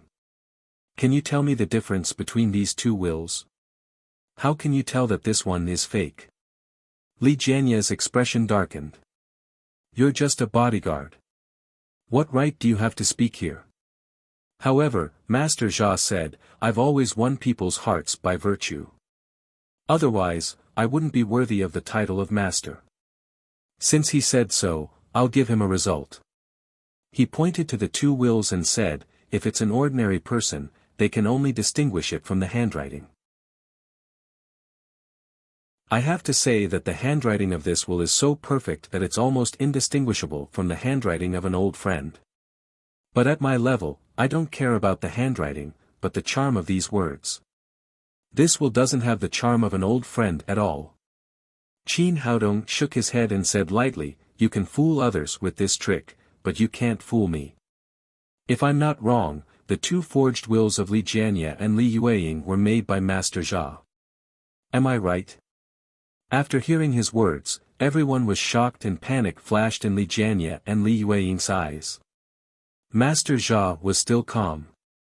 After a short panic, he shouted sternly, "Ignorant boy, how dare you talk nonsense?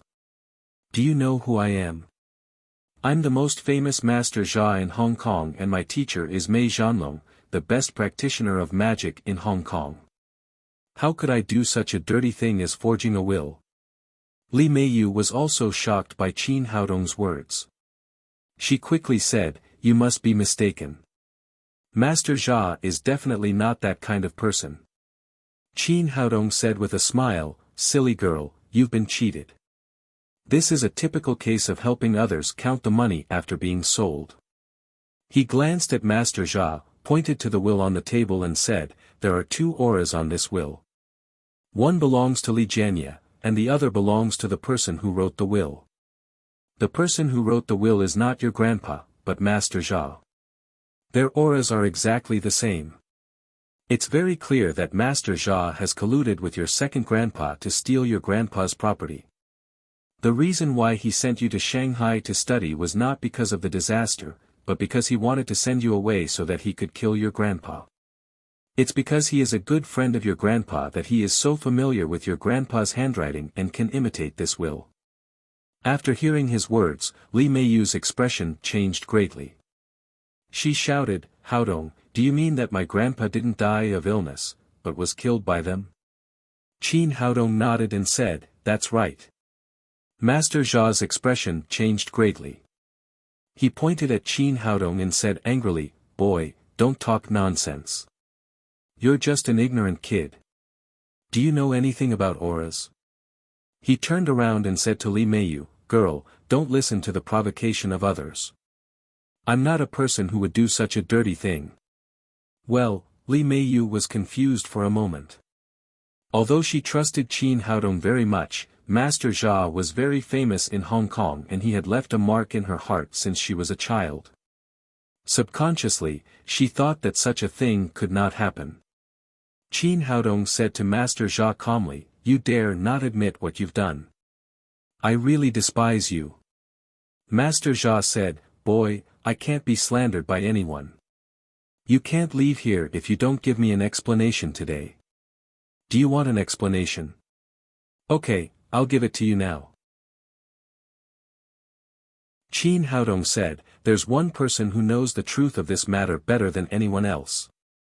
Master Jia said, "Well, please call that person over and I'll confront him face to face." "No need. He's right here." Qin Haodong pointed to the coffin and said, "The person I'm talking about is old Master Li. He knows very well which will is true and which will is false." After hearing his words, Li Jianye and Li Yueying, who were extremely nervous, immediately breathed a sigh of relief. Li Jianye said sarcastically, "Boy, is it interesting to talk about a dead man?" Qin Haodong glanced at him and said jokingly, "Are you sure that your elder brother is dead?" Li Jianye said, "Do I need to say that? Everyone can see that my elder brother has indeed passed away." Qin Haodong shook his head and said, "He would have died if he hadn't met me, but he won't die because of me."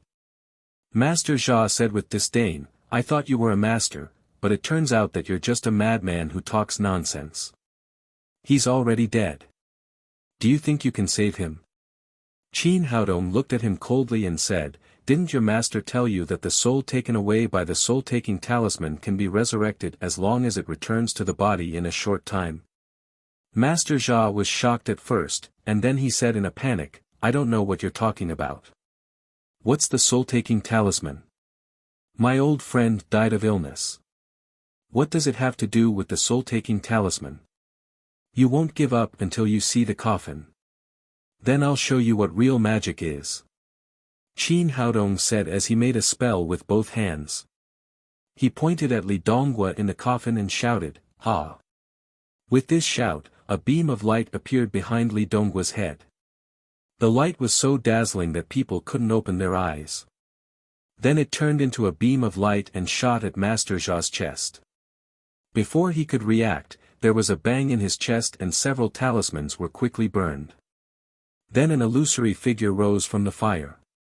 It was Li Donghua. Seeing that Li Donghua's soul was taken away, Master Jia panicked. He quickly put out the burning talismans and took out a black porcelain bottle from his arms. He raised his hand and patted the bottom of the bottle. A cloud of black smoke came out and then turned into a huge skull. It opened its mouth and swallowed Li Dongguo's soul fiercely. Qin Haodong made a spell and shouted, "Break!" The beam of light instantly wrapped the black skull. With a muffled bang, the skull turned into smoke and dissipated in the air. The black porcelain bottle in Master Zha's hand also turned into a mass of powder. "Take it!" Qin Haodong shouted again. The beam of light wrapped Li Dongguo's soul and instantly took it into his mud pill palace. He stepped to the coffin, reached out and massaged Li Dongguo's body a few times, using green with genuine qi to help him dredge his slightly stiff body. Then he patted his chest and said, "Get up." Under many astonished gazes, Li Dongguo actually sat up in the coffin and slowly opened his eyes, as if he had just woken up. Qin Haodong reached out and took out a mirror from the place where Li Dongguo had just been lying and put it into his pocket. It turned out that when he first came here, he found that Li Dongguo did not die a normal death. His soul had been forcibly taken away by someone, and that person was Master Zha, who had been guarding the coffin. If he had forcibly taken away Li Dongguo's soul at that time, he would probably become an idiot even if he got it back. Therefore, he took the opportunity to put the yin-yang mirror behind Li Dongguo's head to help him nourish his mud pill palace. Now that the time was ripe, he took the opportunity to take back Li Dongguo's soul. The people next to them were all dumbfounded. Li Jianye, Li Yueying, and the others were shocked at first, and then they were so scared that their faces turned pale. With what they had done, if Li Dongguo came back to life, they would definitely not have a good ending. In order to fight for the Li family's property, they had done everything they could. However, they never expected that Qin Haodong would jump out of nowhere and pull Li Dongguo back from the jaws of death. Li Meiyu immediately rushed to Li Dongguo after the shock. She held Li Dongguo's hand and cried, "Grandpa, are you really alive? You're tuning into the Han Li's Wuxia Chronicles YouTube channel. We're so grateful for your support and don't forget to subscribe to join us on this incredible journey through captivating stories. Your generosity through donations truly makes a world of difference, as it's the primary source of revenue that allows me to expand and enhance this channel for you. Thank you from the bottom of my heart for being a part of this adventure.